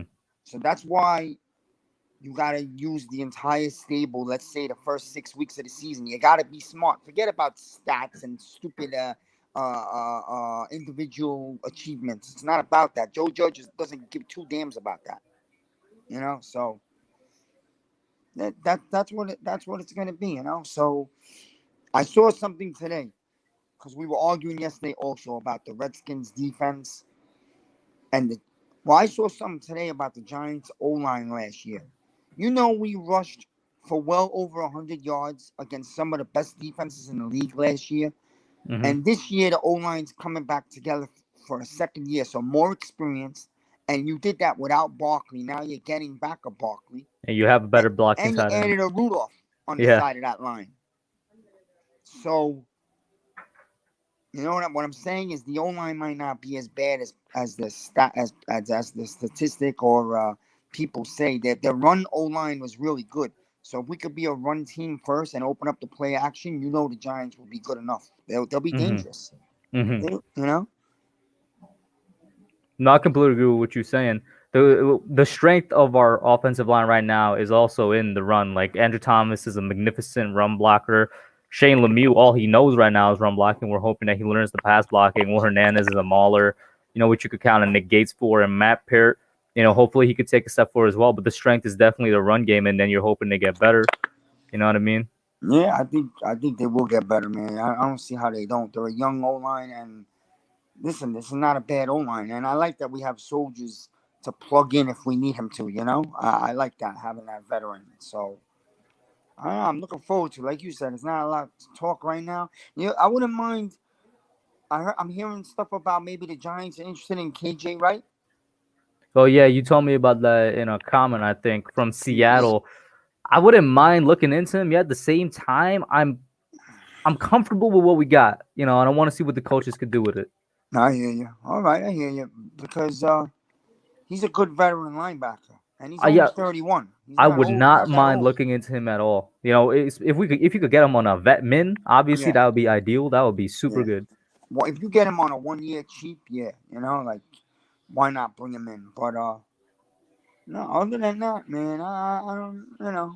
All right, I got one question for you before I let you go. Then, I know you were a big Micah Parsons fan. I don't know if you saw, well, you know, the stuff he was posting up about him being 11 and what's his name, Jalen Smith being 11, and they were making 9/11 jokes about being 9/11 coming to their teams and being a terrorist attack. How do you feel about that? I didn't even. This is the first time I'm hearing anything about it. I'm not sure I understand. Say it again. So I it's didn't kind see of this. like we all knew before the draft that Micah Parsons had issues off the field, right? Now he gets drafted by the Dallas Cowboys, and obviously Micah Parsons was somebody that would have been drafted by the Giants. His number in the NFL is going to be number 11. Jalen Smith changed his number to 9. So he tweeted out, "We're going to be 9/11," and then he said, "Our defense is going to be so deadly, it's like a terrorist attack on other offenses." So at first, people were like, "Oh, he just meant like he didn't actually mean 9/11. He probably meant like 9/11 or something." But then the terrorist attack comment came out. People were like, "Oh, he's just straight up making that's fun of 9/11." How do you That's feel bad. about that? That's bad. I personally, obviously, that's terrible. That's He's a bad. terrible person for that. I don't think he understands what he's really saying. So that's the problem. You have to go educate yourself. You know, I don't think he's educating. He knows of what happened, but how old was he when it happened, man? 1? Even then, come on, I'm his That's what I'm age. saying. Oh yeah, that's gonna rub people to listen. I'm pretty sure. Me and you, we live in the city. You can't say that. Like, even if you don't live in the city, you're talking about a national tragedy. Perfectly, Hub. I remember that morning perfectly. So Yeah, you're talking about a national tragedy, bro, and he's making fun of it. yeah, no, it's bad, and believe me, if he made fun of it, he's gonna come out and apologize and look like an idiot for it because his owner will 100% not go for that because Jerry Jones is so old school. 9/11 means a lot to that guy. Mm-hmm. Believe me. So he's probably already gotten on the phone with the guy. So I don't know. Sounds like, yeah, that's terrible. You can't be saying shit like that. But the thing is, I don't know, man. Maybe he's just an immature kid. I don't know. Yeah. I never said this guy had a good personality. I just think he could be a great linebacker on the field. You know what I'm saying? Well, yeah. I hear you. So his personality, I don't know anything about him. I know he's had some issues. Yeah, that's not even you don't want to be going into the NFL being known Joking for that about that because you're gonna get it from the fans. You know, Mm-hmm. even the Philly fan base. You don't know how pro-America the city of Philly is. So, yeah, listen, I guarantee he'll apologize for that. And when you apologize for something you said, you look like an idiot. You know? So, yeah, I didn't hear anything about this. Wow. It was all over Twitter like yesterday and the day before, all that. I don't have Twitter, so I don't usually get these Twitter notes from other people, you know, friends. But yeah, that's not good. That's just a sign of ignorance, to be honest. Mm-hmm. That's it. You know how? I'll tell you another thing. The Knicks are not gonna lose tomorrow night. I can let you guys know that right now. So Knicks in 7? No, because I think Atlanta's gonna win in Game 6. But okay, but we just make it a better series. Yeah, I think the Knicks that fan base is gonna be so nuts in that arena. They're not gonna allow them to lose on that court. Mm-hmm. They gotta come in and play angry, a little more physical, you know, and maybe send a message early instead of at the end of the game like Randall did. Maybe early you put an elbow in someone's neck. You know what I mean? Mm-hmm. Sometimes you got to be a little dirty to send a message, you know? The hockey players don't have a problem doing it. So, Miz? And the fans will appreciate it because they'll remember how the Knicks used to do things in the 90s, you know? So, that's about it, Hub, man. I'm looking forward to it. I don't know if you want to come on. I think Thursday they're having a big, these guys are having Thursday, I'm going to be on Nerd Cage Live again. That's been in the works for a couple weeks. Okay. Yeah. Cool. But no problem. Then I'll see you on next week. And eventually you and I have to do a little something together. 100%. It's just we'll wait till we get closer to the season, you know, maybe in August, you know? Bet. I'm completely down. Miz, as usual, thank you for calling in, guys. Go check out Miz's channel. Have a good one. Absolute legend. Next up, we got Harrison. Harrison's been saying you got a curfew. I'm sorry. It was this late, bro. Go ahead. You got yourself a couple minutes there. Right. So I'm going to be on for 2 minutes, but quick question. What do you think the Buccaneers' record will be? And do you think they'll repeat in Los Angeles this year? Let's see. There's 17 games. Let me pull up the Buccaneers schedule. I'll tell you this. As of right now, they're definitely the favorites to go and get the Super Bowl. So repeat, I wouldn't rule it out. Let's see here. Cowboys, that's a W. Falcons, that's a W. Rams, yeah, I'd say that's a W. Patriots, that's a W. Dolphins, that's a W. Eagles, Bears. Okay. Wow. I'm gonna be honest with you. I'm only saying like 3 or 4 losses on the Buccaneers schedule. Really? I had them going 15-2 this year. Well, you are a Buccaneers fan, but yeah, I only Losing. see like 3 to 4 losses here. If I'm being honest, speaking as of right now. I think they will lose versus the Rams and the Eagles with DeVonta Smith. I'm sorry, but I think we're gonna get destroyed by him. How do you lose to the Eagles, bro? DeVonta Smith, remember? Nah, Harrison, you're just trolling me at this point. I don't believe that. I don't believe that, bro. Anyway, I can't wait for the Giants to come to Tampa. That's gonna be exciting. It's gonna be a good game, and I already said in my schedule prediction, I do think we lose that game, but it's gonna be a good game. We're coming off of a bye, like it's just not a good recipe. I hope you make it to the playoffs because I've been wanting to see a New York team, not just mine. I've been wanting to see Giants. So best of luck to everybody. Stay safe, stay well, and enjoy the summer. If I don't see you again, Nice, Harrison. Thank you for calling in, man. Have a good one, bro. bye. Next up, we got the man with all the questions. He changed his name, Rick Manning. What up, Rick? How you doing? What up, man? Someone said I look like Eli Manning's nephew, so I like it. I'll roll with it. I got people saying I look like that Eli for years, so I bet. And then after Rick, guys, I'll have the last 2 callers on. It's Nate Talk Sports and then Zion. But Rick, shoot, bro. Is it more numbers? no. Okay. You told me to come up with something different. Came up with something different. I don't have any fill in the blank though because I would have been forcing it. I kind of had a busy week, so I got a new game. I'm gonna tell you the player's name. You're gonna tell me where they went to college. Oh no, I'm gonna fail all of these, bro. I believe. You ready? No, but go ahead. I legitimately don't know the players' colleges, bro. Go ahead. Dexter Lawrence, Clemson, Julian Love, Notre Dame. Nico Lalos. He went to one that had green. It was a green college. The name is not coming to me. It's not Mamo because Mom or whatever it's called. Mamo, huh? You want a hint? Sure. Ivy League. Ivy League. Was it Dartmouth? Yeah. Okay, but Kenny Galladay. he went to a small school, didn't he? Yep. Something in Illinois, right? Somewhere in Illinois. Was it like South Illinois Was it like South Illinois University or something like that? It's Illinois. I remember the color of their uniforms are like white and burgundy, a dark reddish. South Illinois University. That's not my final answer, but I'm saying it. No, I'm saying it out loud, so hopefully, like, something in my head clicks. You know what I mean? Okay. They're like on their uniform with 4 letters, I think. 3. So is it not South Illinois University? Hold up. West Illinois University. You got 4 directions. East Illinois University. What in the world? Was it Illinois, bro? Just tell me if it was Illinois. It's Illinois. You're killing it. You're right. It was Illinois. I don't know. I give up. The only one you didn't say, Northern Illinois, man. Northern Illinois? UNI. Bro, I said all of the university, all of the directions, but you said South, which is one. You said West. I don't think that's one. East, I don't think is one. But you're good. Okay, so you are 3 for 4. That's not bad, man.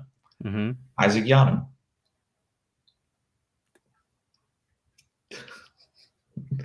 I just got my by Broncos. All right, he was drafted by the Broncos, bro. Okay, so like, give me a hint, bro. Northeastern.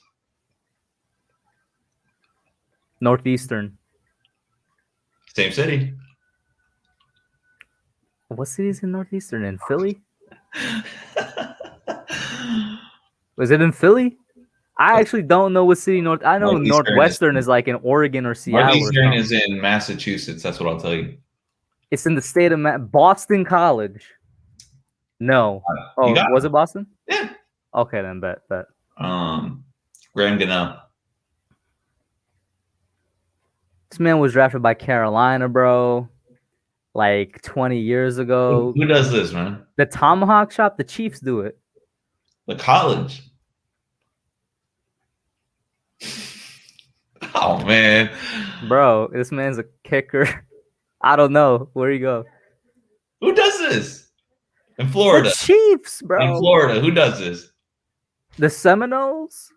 And that school is FSU. There you go. Okay, that one was help because you told me it was Florida. I'm like, all right, then. So you're I'm gonna give you the Boston College one. You're 4 for 6. Madre Harper. This man ain't even a giant, bro. That's cap. He's not a giant. He's on the roster. I don't know what she's talking about. He's on the roster. This man, Madre Harper. Has anybody in the chat ever heard of a dude named Madre Harper before? He's on the roster. He's on the roster? Oh, word? What number quarterback is he, bro? Like 50? I don't know. Give me a hint, bro. Not a state hint, because those, like, if you say a state, then I'm gonna guess like automatically there's gonna be a couple pop. Yeah, he's not that far from Kenny Galladay. So he's Michigan? No. One more guess. You're gonna be mad when I tell you. Not that far from Kenny Galladay, bro. Means around that Green Bay, Wisconsin, Michigan area. I don't think he went there. I don't think that's a good hint, bro. But all right, let me. It's a great hint when I tell you. What were the color of their uniforms? I don't know.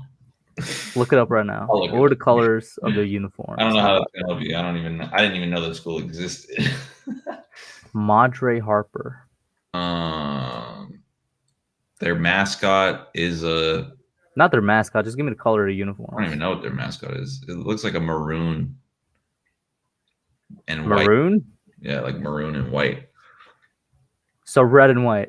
Yeah. It ain't Alabama. There's no way this man went to Alabama. No. Ain't no way this man went to Alabama. Wouldn't that be something though? No, he didn't go to Alabama. The only other one that's coming to mind is Oklahoma. No. You ready for this? What? Southern Illinois. Let me look this up right now. Madre Harper University. Let me look this up.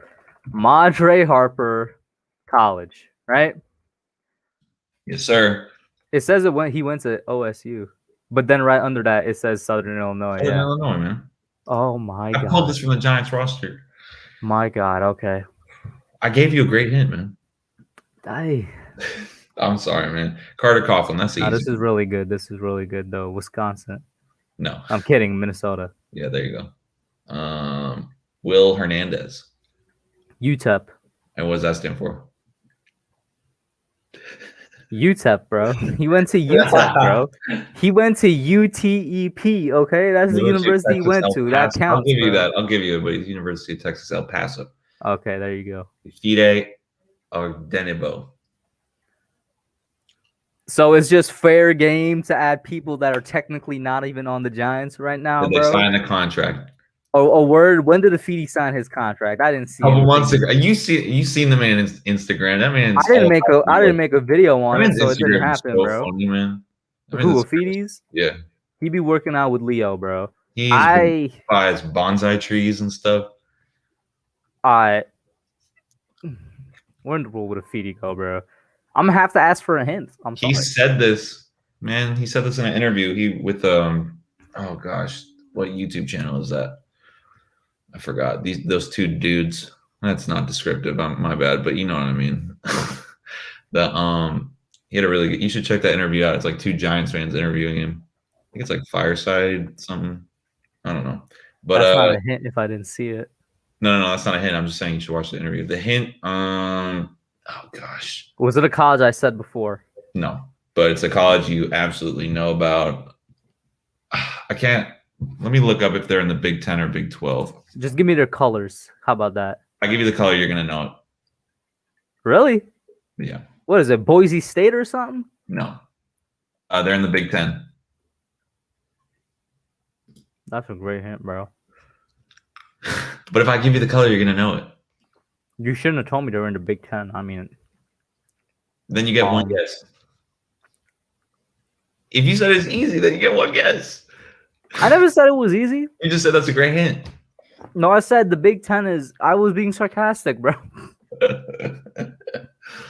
Is it a smart school? Yes. Might be the smartest school.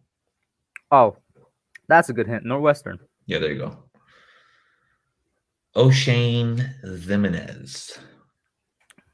Weird school, man. Old Dominion. There you go, man. Where is that, by the way? I could look it up right now. Is that in Pennsylvania? Old Dominion. It's in Virginia. Oh, okay. Devontae Booker. This man really said, let me go and pull like all of the free agents that were not actual Giants. This man is a Las Vegas Raider. That's disrespectful right there. He has yet to step foot on the field for the New York Football He's a Giant right here. He's a Giant right here. Right? Shadow, y'all seeing this, bro? Yo, the chat's getting it, though. Chat. My man Mike Nixon is killing it. Okay, so I should. I'm not looking at the chat then.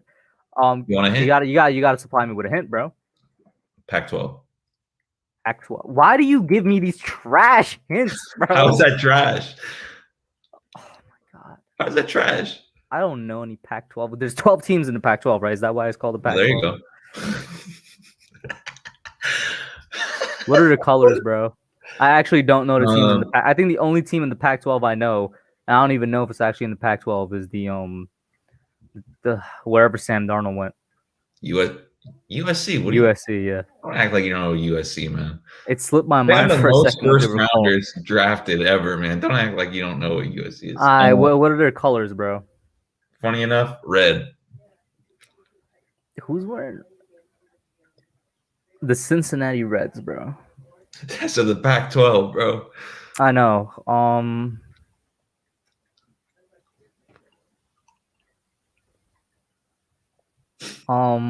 I got my man stumped right here. Is the Louisiana Raging Cajuns in the Pac-12? I'm trying to give a hint. You want a player that played there that you would know? Sure. Alex Smith. He was a number 1 pick. Alex Smith. I wonder where did Alex Smith go to? He went to Steve Smith went there too. You know Steve Smith. Which Steve Smith? The Steve Smith. So the Ravens one? No. No Ravens, no Panthers, the Steve Smith. I don't know. I'm just trying to think back what college Alex Smith was at right now. I love Steve Smith. Alex Smith. He went to a college that was like kind of nowhere, right? In the middle of nowhere. Yeah. And then Pac-12. Yo, the chat. I feel like if I ask you to list the teams in the Pac-12 and I have in my mind it's in the middle of nowhere that I'd get it. Go for it. List the teams in the Pac-12 then. Okay.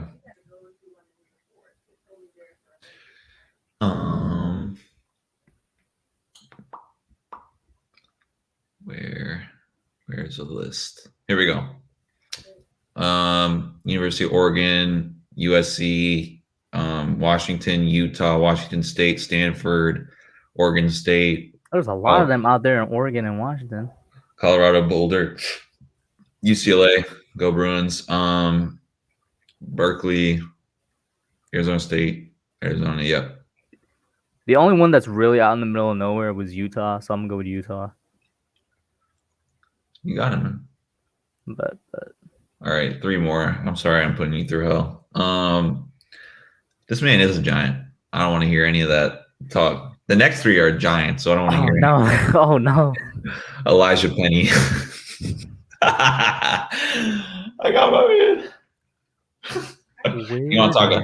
We want to talk about the middle of nowhere. Yeesh. Where in the world did Eli Penny? I'm gonna pass. I'm gonna come back to that one. Give me the next one. You'll never get that one, bro. And you'll never I was shocked by it. Riley Dixon. No. I noticed because I'm a subscriber of him on Twitch. I think he went to Iowa, right? That's incorrect. He didn't go to University of Iowa? No, dude. What? One of his helmets on Twitch is black and yellow. Maybe that's high school, man. Was that his high school? Oh no! What color? What color are the uniforms, bro? Orange. What color uniforms? Orange. Is it OSU? And Navy. Orange. We might be seeing a lot of them around where you're at. I'm not sure. Syracuse. Yes, sir. He went to Syracuse. He went to the Q's, bro. Okay. Yeah. Last one, but you got to circle back to the Eli Penny. Negates. Oh my God, this man was undrafted, bro. This man was undrafted. Disrespect, man. That's our starting center right there. He was undrafted. What, in 2019 or 2018? Right. Listen, Nick Gates. 19, 20. Nick Gates is the up and coming center for the Giants, bro. He went to a college, right? Possibly a university. No, yeah. Went to a university. Middle of nowhere. Red, white colors. Good school. Noname Suh went there. Give me another player that went there. I know that's the most popular. That's definitely maybe the best player to come out of there. Or I don't know. There's probably some old people that I'm forgetting.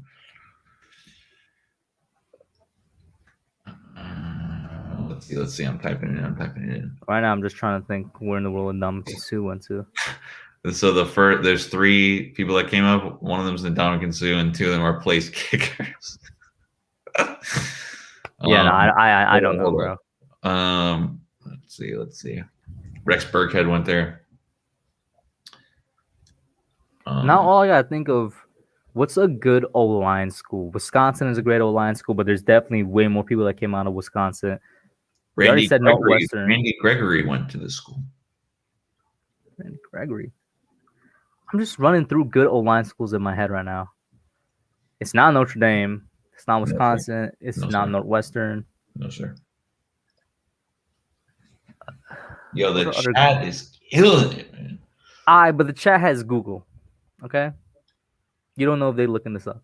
Hey, man. You don't got to get angry just because you don't know. I'm not getting angry. I'm just saying they have Google. You think Joel's Googling right now? For all I know, man. He shaved his beard, bro. Right? I can't really trust this man after he shaved his beard, bro. But it's tough, man. You give up, man? I don't want to. I don't want to. Who's their mascot, bro? Who's their mascot? Oh, if I tell you the mascot, hold up.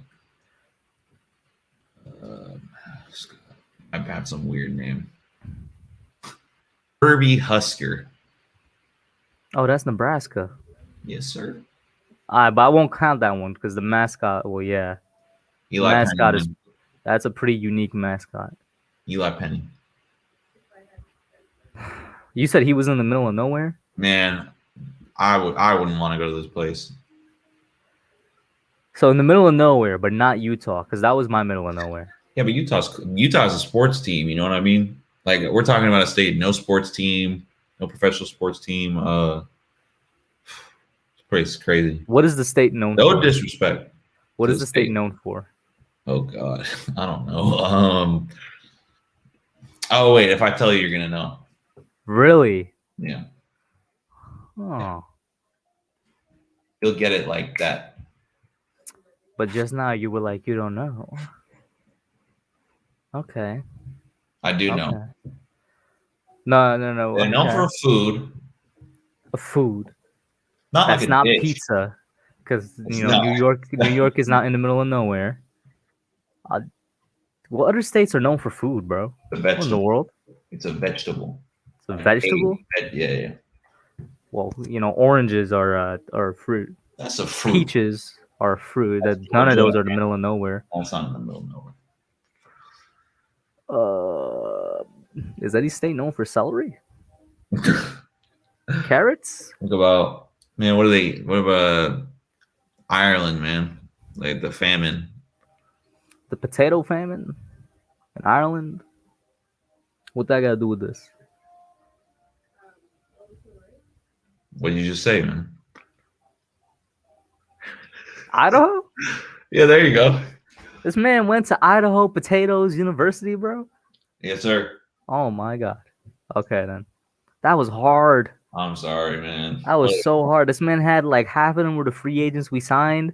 I'm not about to say where Daniel Jones go to school, man.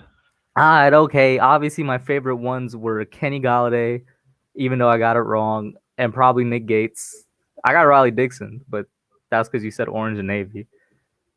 Oh, wait, I got Dexter Lawrence. There were some good ones mixed in there. You got Dexter Lawrence, Julian Love, Nico Lalos. I gave a hints on a bunch of them. You got Carter Coughlin, Will Hernandez, Oshane Jimenez. Those out of the 14, I said half of them, or sorry, 6 of them. You just got straight up. You needed hints on the rest. Yeah. Sorry, bro. It's okay, man. Is there anything else? Man, I was on Big Pat last night. I was just like, it's just me. It's not everyone else. I just like, I don't know what to say about the Giants anymore, man. I feel like I've listened to everything being said. I've said what I said. Real quick, Bobby, what did you say earlier? Because I couldn't really look at the chat. He said, did I see what he said earlier? You could retype it, Bobby, because I'm scrolling, and the only last thing I saw you said was okay. Well, if that's it, he's trolling. But Bobby, I don't know. Bobby was having trouble because he was popping in and out of the stream to make a call. But then, Rick, if that's it, bro, that was pretty good. I don't know what in the world you can come up with next. Don't jinx me like that, man, because this is getting hard. That's what I'm saying. You should see me on Big Pat stream. I'm sitting there. I look like a fool. I'm pointing at everybody. You got like the 5 people, but just for you, man. I come with some stuff. Yeah, Joseph. Look at Joseph's comment right now. Why weren't you talking? You know what? I'll just go check it out for myself. All right, man. But appreciate you, man. You have a good night. Have a good one, Rick. Always appreciate it. Peace. Next up, we got Nate Talk Sports. What up, man? How you doing? What's up, man? Just one thing I'm gonna talk about is these Eagles fans on my Twitter telling me the Giants are gonna be going 0-17. Just to get something like that's for everyone. Eagles fans, you guys are going 0-17. You guys have a backup quarterback playing quarterback. You have a terrible receiving core, a terrible secondary with old man Slay, terrible safeties, and then your linebacking core. So stop dissing on the Giants for us saying, yeah, we have a not like a decent quarterback when you guys have Jalen Hurts who's the 31st quarterback in the NFL. So stop talking about Daniel Jones. Just stop wasting. Bobby, please don't be trolling. Bobby, please don't be trolling. If she is, I'm very sorry. And if you ever need to talk, my DMs on Twitter are open, man. I am really sorry about that. If you ever need to talk, just hit me up on Twitter or Discord, man. Very sorry to hear that, bro. To get to what Nate was saying, though, because now that's on my mind, though. That's very heavy. With Eagles fans, bro, all I could say is Eagles fans, I legitimately don't know what they're smoking about, bro. I don't. Some Eagles fans are ridiculously crazy.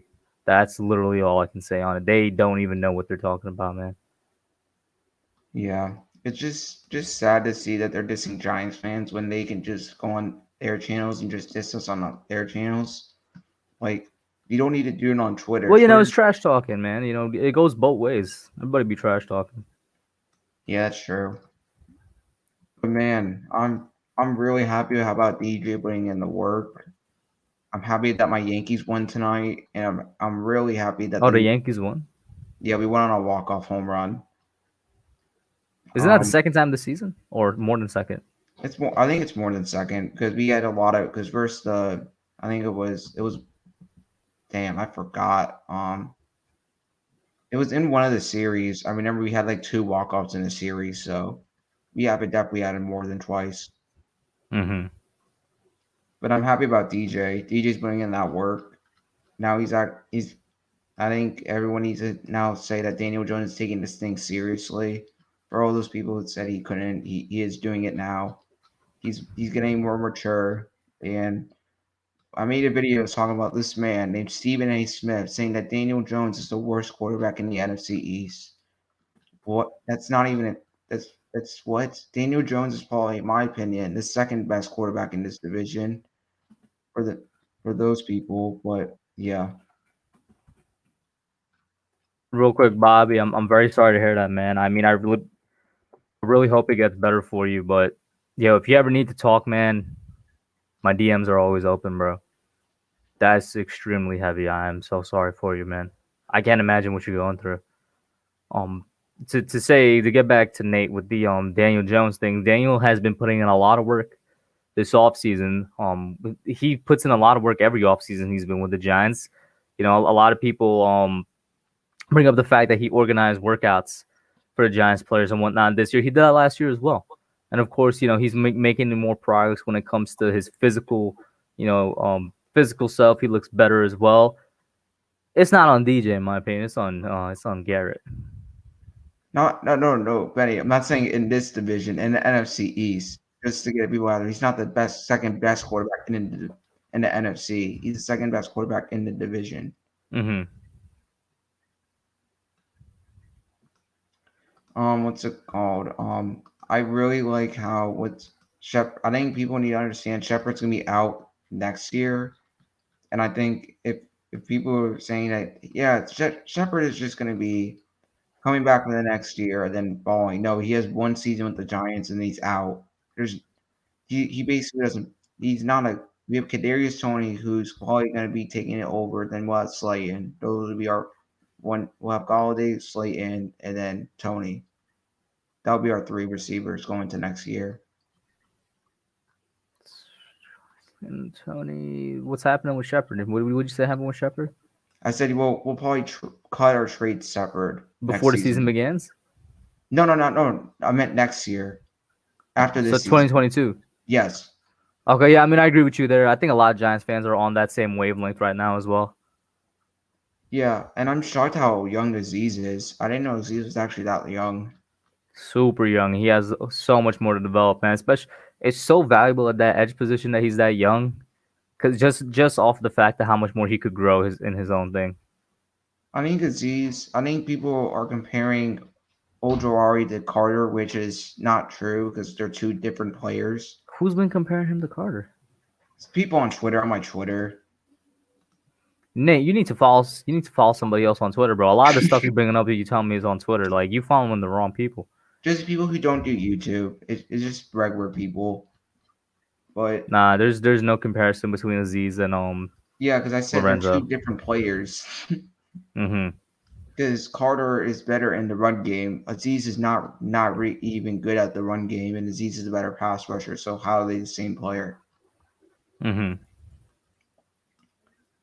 Not only that, Aziz coming out, Aziz and Lorenzo are kind of opposite prospects. Aziz is really good at pass rushing, really needs to work on his run defense. Coming out, Lorenzo was really good at his run defense, needs to work at his pass rushing. And what's his name? They have that. Who's our linebackers coach? Who was at Georgia? We had It's Kevin Sherr. Kevin right? Sherr, yeah, Kevin Sherr. Kevin I was Sherr. thinking Jeremy Pruitt, but it's Kevin Sherr. He was linked to Aziz, so hopefully, if Kevin Sherr thinks he's good, I trust Kevin Sherr. So yeah. Mm-hmm. If he thinks Aziz is gonna fit the defense really well, and then Kevin Sherr has that help from Jeremy as well. Yeah, Pruitt as well. And also, if Patrick Graham thinks he fits the defense, I trust Patrick Graham as well. Mm-hmm. Damn, the Suns are beating the Lakers 66-36. Yeah, not looking good for the Lakers. That's good for me. I hate LeBron. But yeah, that's really it for me. Why do you okay then? I was about to ask why you hate Braun. People say hate Braun, but I'm like, do you hate him or do you just not think he's the GOAT? Because there's a difference. No, I know. I just dislike LeBron. I don't hate him, but I just always dislike him for some reason. It's just in my family's blood. We just all hate LeBron. Come on, bro. That's the stupidest reason I've heard. You got to give me an actual reason. No, because I know I don't disrespect LeBron as a player, but I think the trash talk he does is just not for me. I'm not a trash talking guy on the court. I'm more like LeBron is not known for trash talking, though. no, because one of these games, I remember he was versing the Knicks, and he called one of our players a word that I can't say on the channel. So your hate for LeBron stems from in the middle of the game when he was doing regular trash talk that NBA players do. Yeah, that's basically it. But it's not like I like LeBron is just a good player. I respect him as a player, but off the court he's good too. It's just on the court he's so crazy. Man, it just sounds to me like you don't have a legit reason to not like LeBron. It's Yeah. just something that you do. But LeBron's a good player. I just dislike him in some way. I don't know. Nerd Cage stopped the cap. The super team was started by Boston. We could have a whole debate on this. Nerd Cage. The super team was made by Boston. KG, Ray Allen, Paul Pierce. Let's not forget that. That's all it is, bro. Nerd Cage out here.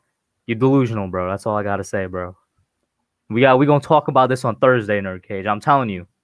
We're gonna talk about this on Thursday. All right? But Nate, thank you for calling in though, man. And also, guys, Knicks, we're gonna win in the Garden, and then hopefully we win one in Atlanta.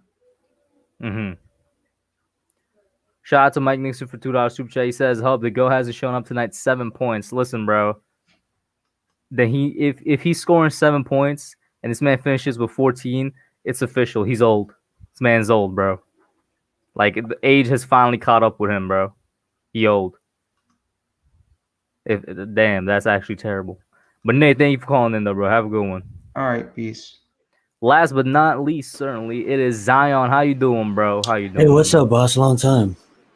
It's been a couple weeks, I think, maybe 3. Yeah. I had actually family over and stuff like that. I had friends over. I haven't really been on recently myself doing YouTube, so that's why I was just saying long time since I talked to you and stuff. I was gonna talk about I was on the stream yesterday and I was gonna talk about my expectations for the Giants and where I see us going and stuff, and I was really gonna be covering the team with Daniel Jones not really having not really having a team to surround him, ever since Duke. I was gonna cover the receivers. I have all my notes here. If you look at teams that have receivers, those are some of the stronger teams in the playoffs and in the end season. You got Watson and Murray having Hopkins. You have Josh having Diggs. You have Baker having OBJ. You know what I'm saying? You got of course Mahomes and Hill, and you see all of that, right? But besides all of that point, I'm just going to throw football out the window. I know this is a football stream and stuff, but I just want to take my time to say, I had 9 family members due to cancer that passed, and that's a real subject, and it's a real thing, and I just want to say my thoughts and prayers are with you, Bobby, and Harrison. Time and a place, bro. You know what I'm talking about. I'm not going to bring up that comment, but just time and a place, bro. And Bobby, all our thoughts are with you, and Hub says he got to.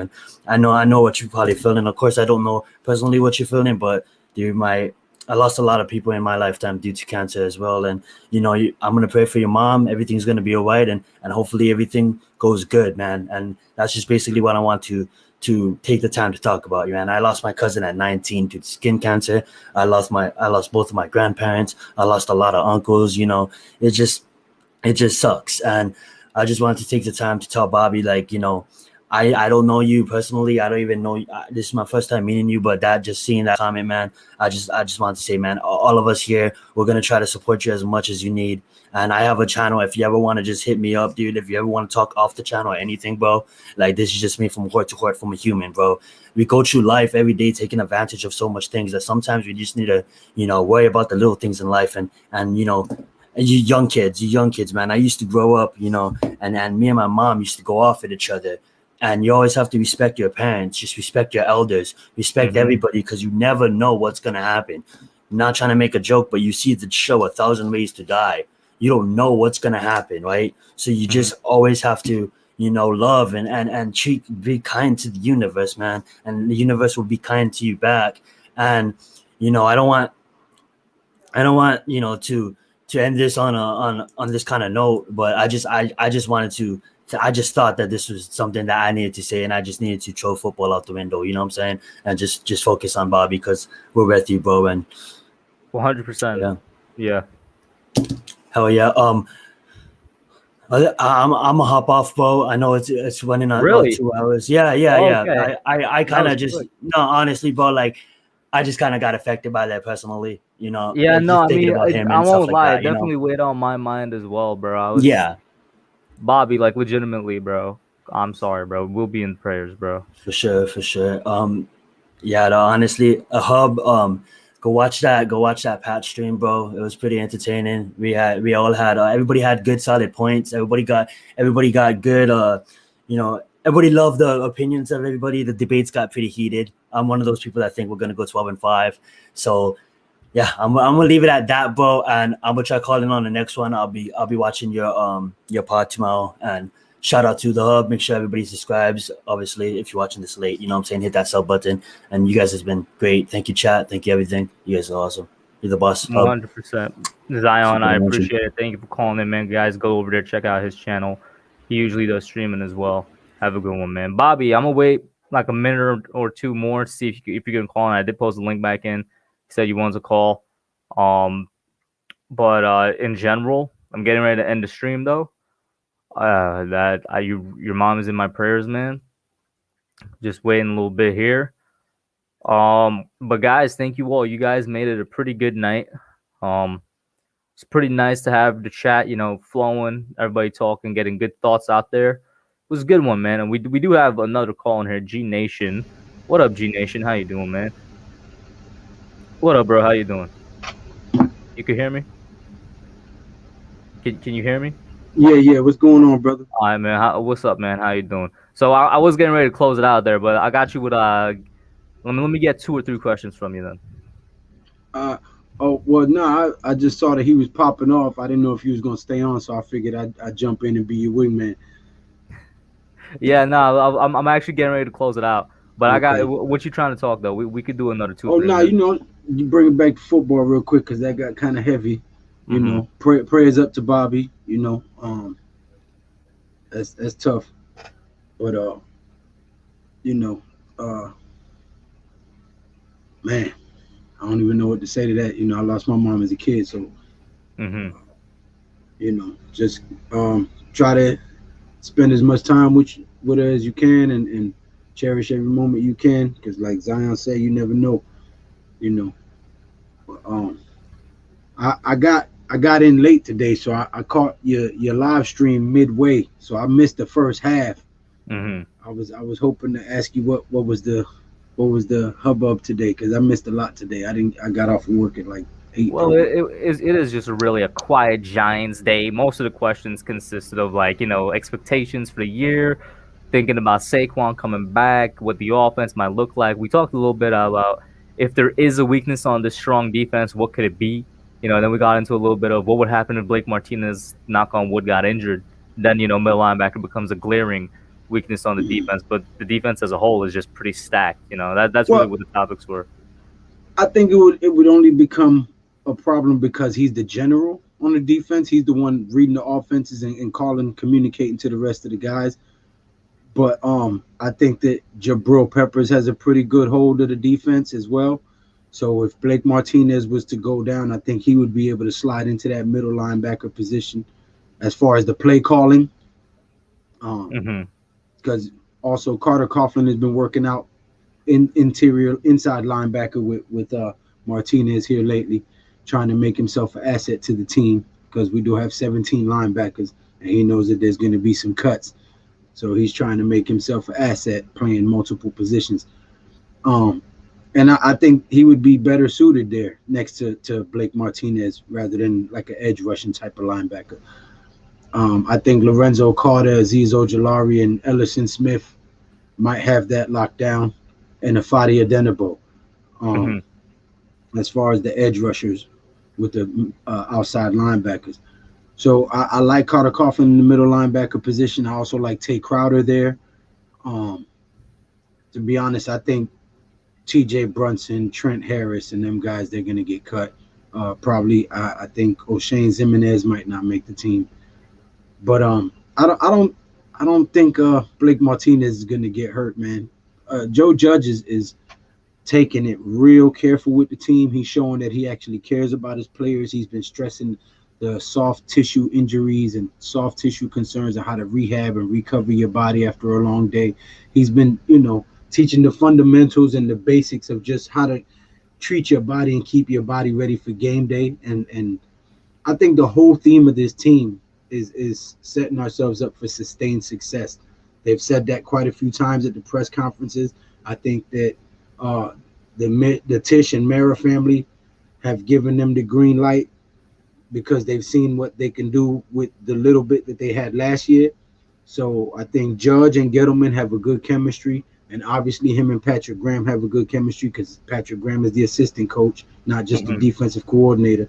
So I think they have all the pieces in place, and everything's gelling as far as administration and coaching. So they have teachers, and they've been stressing the soft tissue injuries, and they're not letting these guys bang and clash against each other too early. They're trying to do the OTAs in a specific way just to get them ready for mini camp so that they wouldn't get hurt and they wouldn't feel left behind or whatever. They can be able to jump in there with the vets. So, I mean, I like his whole approach. I think that they're some people would say they're pussyfooting and soft treading, but I think that it's what you want to do early in the OTA so you don't have them guys getting hurt for the whole season in a preseason game or at a practice. You know, we see that every year throughout the league. You'll have a star player go out for the whole year, never played a regular season game, got hurt in practice or minicamp. So I think he's handling it smart. Yeah, I agree with you, man. And Judge, he's taking it slow with the players. He's also just not changing up the plan. I like it a lot. Another team that's kind of moving in a similar direction. I only noticed because of the comment section on a video I made talking about that. Shout out to Calvin, the Locals Cardinals fan. They're also doing something similar where they're taking their time with some of their more, players that are coming back from injuries, but they're not changing up their offseason plan because they know how much they need those practices and whatnot. I mean, it's Judge, right? Like, this is what we come to expect of him only a year into his career. And I just can't wait. It's not even a legit offseason still because it's still shorter than what a normal NFL offseason should be, but it's a lot more than what we had last year. So I am excited for that. Right. Because we had none of this last year. But exactly in regards to the Cardinals, they got a field general over there who's a vet. Fitzgerald. That guy played in the league for how many years? 19 years? Very long time. I don't even know, actually. I mean, if anybody taught them guys in that locker room how to recuperate and recover and take care of their body, I know he did. So. Oh, G Nation. Real quick, Bobby actually just popped in. So just because I actually want to talk to him a little bit, man, I'm going to pop you out of this, though. All right, then thank you for calling in, though. Hopefully no problem, you get bro. in a little bit more early next week, every Tuesday. You know how it is, bro. Have a good one, man. Yeah. Had a long remodel today. Hopefully it went good, though. Oh, yeah. That countertop looked amazing. All right, brother. Peace. Bobby, listen, I'm sorry, bro. How are you doing, man? How are you holding up? I'm okay, You doing all right? I'm good, man. I mean, how long she been battling? Hey, man. I just want to say I appreciate all the love. That was too cool. Too cool, bro. It's hard, Hub.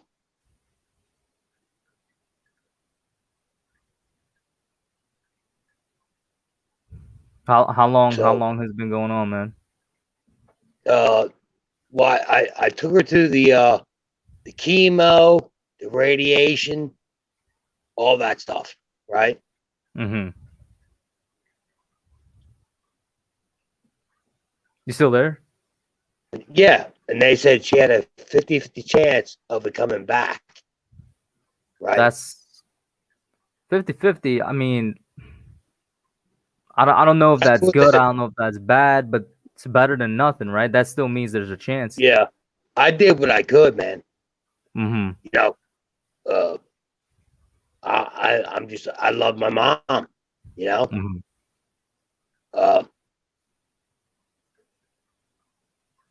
I mean, at this point, you say, you took her through all the treatment you can. I mean, is there any other, avenues? She's too weak. She's too, no. It is what it is, Hub. Hey, listen, man. I don't want to be a downer, man. It's okay. I need to talk to somebody. And you guys are my dogs. Even though, I pop shit, I'm an Eagles fan. Mm-hmm. That's my team, right? Mm-hmm. You guys are still my friends. I feel, you're my buddies, right? Mm-hmm. Logan. Bobby, man, team affiliation doesn't matter when it comes. I agree with you, man. Everybody in the chat, there's a bond there. You know what I mean? We're here for each other, man. We got each other's backs. And you're definitely with that. It was just something about Hub. I came in there like one time, and you run a cool chat, man. You're a straight up cat. You feel me? Like, I like that. I appreciate that, man. I mean, listen, the guys in here, man, Joel, you know what I'm saying? I know, you and Joel were talking the other night as well, man. Like, it's just a good environment here, man. We all here. That kid Logan. Mm-hmm. We're all cool, right? Mm-hmm. It's cool. 100%. I just want to say I really appreciate what was being said in the chat. I appreciate that. Mm-hmm. I really do. And I'm not gonna lie, I'm upset. Who wouldn't be? Mm-hmm. Right? How, out of curiosity, how old is she? 74. She lived a full life, though? Say that again? As long as she lived a full and happy life, then it's good, man. That's what I'm saying. Yeah, because I am. I'm kind of the same way. Mm-hmm. Like the dog comes up there, and that's how I look at my. I mean, don't take that in the wrong way. I am the dog, right? Mm-hmm. When she sees me, I see a smile comes across her face because she's like, "That's my son. That's my dog." Mm-hmm. Does that make sense, Hub? No, I understand what you're saying. Man, I know you said you didn't want to be a downer, but we're here, bro. And also, now it's just... I appreciate that. But, now it's just making the best memories you can. You know what I mean? Oh, yeah, I know we're going to be fighting, though. We're going to be fighting on the field. This season. Listen, it's coming, Bobby, right? Listen, Bobby. Nothing's coming from y'all as long as Jalen Hurts is your quarterback, man. All right? All right. Devontae Smith's career is going to be wasted, bro. I'm sorry to tell you. Yeah. Man, listen. You already got to pop shit at me, huh? Bro, all I'm saying is Jalen Hurts is the you opposite. You already know the smoke's coming. What happened? We got the best offensive line. Hey, listen. Bobby. We're all healthy. Bobby. Yo, dog. The last time you guys were close to the best offensive line was like 4 years ago. No, it was 2019. Hub, Google it. Let me pull up. I'll do it right now. Google it. Who had the best offensive line in 2019? Offensive line rankings 2019. In Let's 2019. see what it says. 2019. Right? Oh my God, he's Eagles. right. Right. Holy Jesus. The Eagles were the best offensive line in 2019? Yes, sir. Listen, it's a different line, though. It's a different line now. No. They got different the same line's back intact.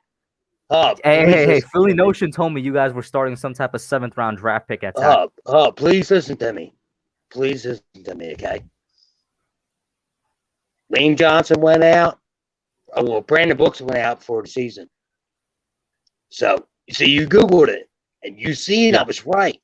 When you did the Okay, ranking. so you're telling me who's your starting five? Give me your starting five this year. Oh, Lane Johnson, Brandon Brooks, Jason Kelsey, Ciamalo, and Mailata. But I will tell you this: Landon Dickerson is a beast. He might take that second guard spot from Ciamalo by probably like week 5 or 6. He's coming off a knee, surgery, but but he's a beast, man. You guys should have got him. You guys should have got him. Dickerson, I really love Dickerson, man. Yeah. Can I ask you a question? What up? Battery low. Why didn't you? I'm not saying you in particular. In general. I mean, you guys added all these weapons, right? But football is one that it's one in the trenches. Defensive, offensive line, right?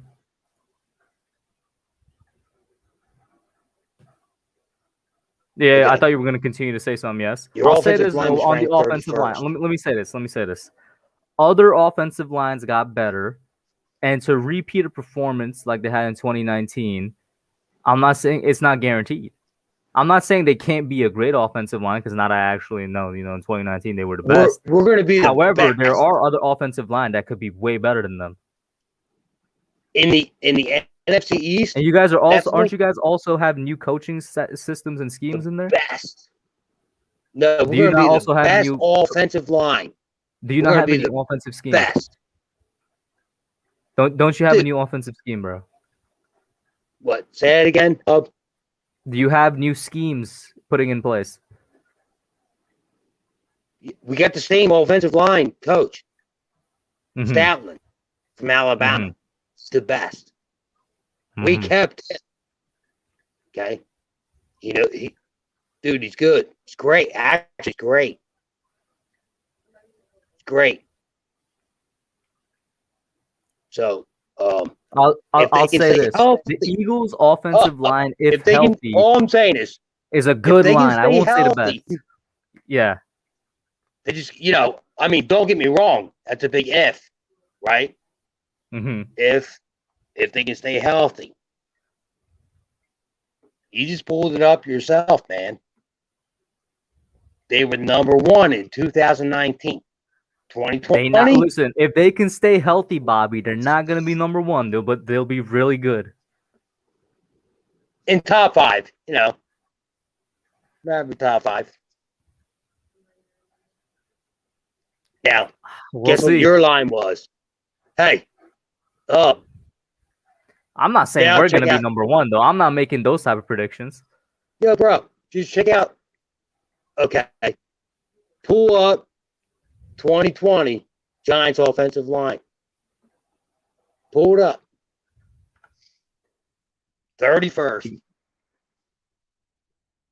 Let's see here. Man. Listen, and all I'm saying is we were facing stack boxes all year without Saquon, and that's going to make a big difference. The hub. Wide receivers getting separation is going to make a big difference, man. We just pulled up. Okay. Wait a minute, Bobby. When your wide receivers can't get separation and Miles Sanders can't get much yardage, you guys are going to drop back as well. Listen, I asked you to do me a favor. Pull up Giants offensive line in 2020. I did, and I just responded to you about it. And it was what? It was what you said it was. It was 31st. What you said it was. Guess what? 3 rookies starting, stacked 8 boxes for like 10 out of the 16 weeks at least, bro. 10 out of the 16 weeks at least. At least. Man. Bobby. I'm sorry, I don't mean to cuss. You know what's messed up? What?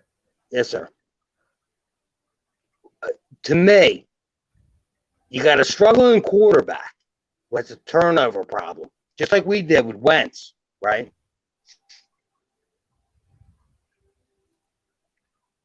Put a fucking wall, in front of him. Okay? Give him some time. Maybe he'll be okay. But you're putting you're getting all these outside weapons, receivers. Okay, I mean, all right. We'll see how it works out. They're all on the IR probably by week 8. That's that Eagles logic coming in, bro. Okay. Your O-line is going to be on IR by week 3. Shit. Now we're coming back. We're hungry.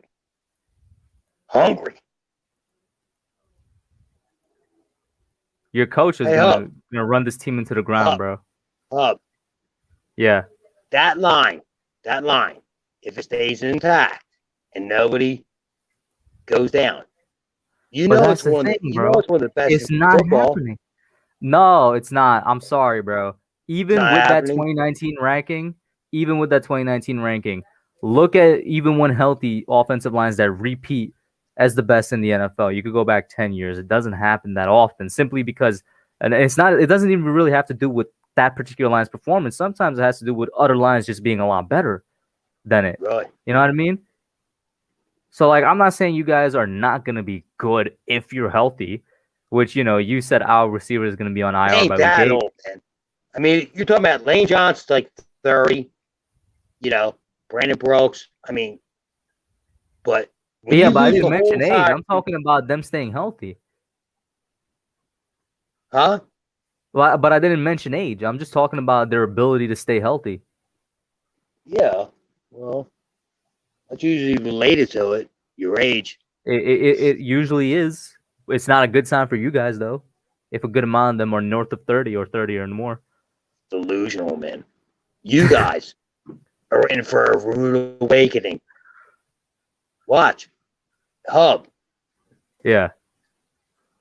No, you can't go buy in free agency. You can't go buy a championship. You can't. That's why we drafted one. You can't. Who? Tony? We drafted one. Did We drafted a championship. This team is built off the draft, Bobby. He didn't even show up to the training camp. Who? Well, that's what you were his heads at.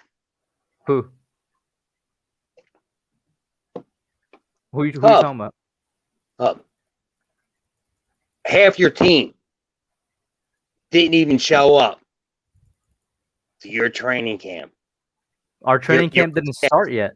The voluntary training camp. Half your team didn't even show up there. Do you know where they were, Bobby? Probably partying somewhere. No, the people that didn't show up were training down in Florida. There's documentation of this. Oh, I'd love to see that. You could look it up. I'm pretty sure I've spoken about it. You know where my players were? They were not catching the football like your first round pick. Jalen Hurts, watch. Real we quick, got let me him get in the the second super chat. round. He was a total steal. Let me get this super chat. Shout out to Danny Thomas for $10. He says, "What up, Hub? I say we go 12-5, 2-0 against the Eagles, 1-1 against the Cowboys, and 1-1 against Washington. I love how Eagles fans are talking crap when they're going to be at the bottom. Appreciate the super chat, Danny Thomas. Right. Listen, Right. if we're gonna base an entire season off of OTA participation, then the Browns were champions for the past 20 years, man. I'm just saying, I keep hearing you about Joe Judge, right? Yeah. Coaching. And don't get me wrong, that's very important. Where they at? Half of them, even the high dollars you paid didn't even show up. Two things I'm gonna say about that statement you made, which is just ridiculous, right? you're acting as if showing up to OTAs equals good coaching, 1, and 2, you're acting as if the guys are actually out partying when they're not. They're training with their trainers that was approved by Judge. Like, Judge speaks with his players. They're out there working on their game. It's not like they're not doing anything. It's just that they're not at OTAs, and then they're gonna show up to when they need to show up. Like, they are working on themselves. Are you sure? I don't know how many times I got to say there's documentation of it. I mean, there's All right. documentation of it. Up. I wasn't calling to argue with nobody tonight. Right? Hey man, listen, I love to talk. Bro. I just don't agree with it. You know, I just think you should, you know, certain things, whatever. What really made me keep calling back is the love.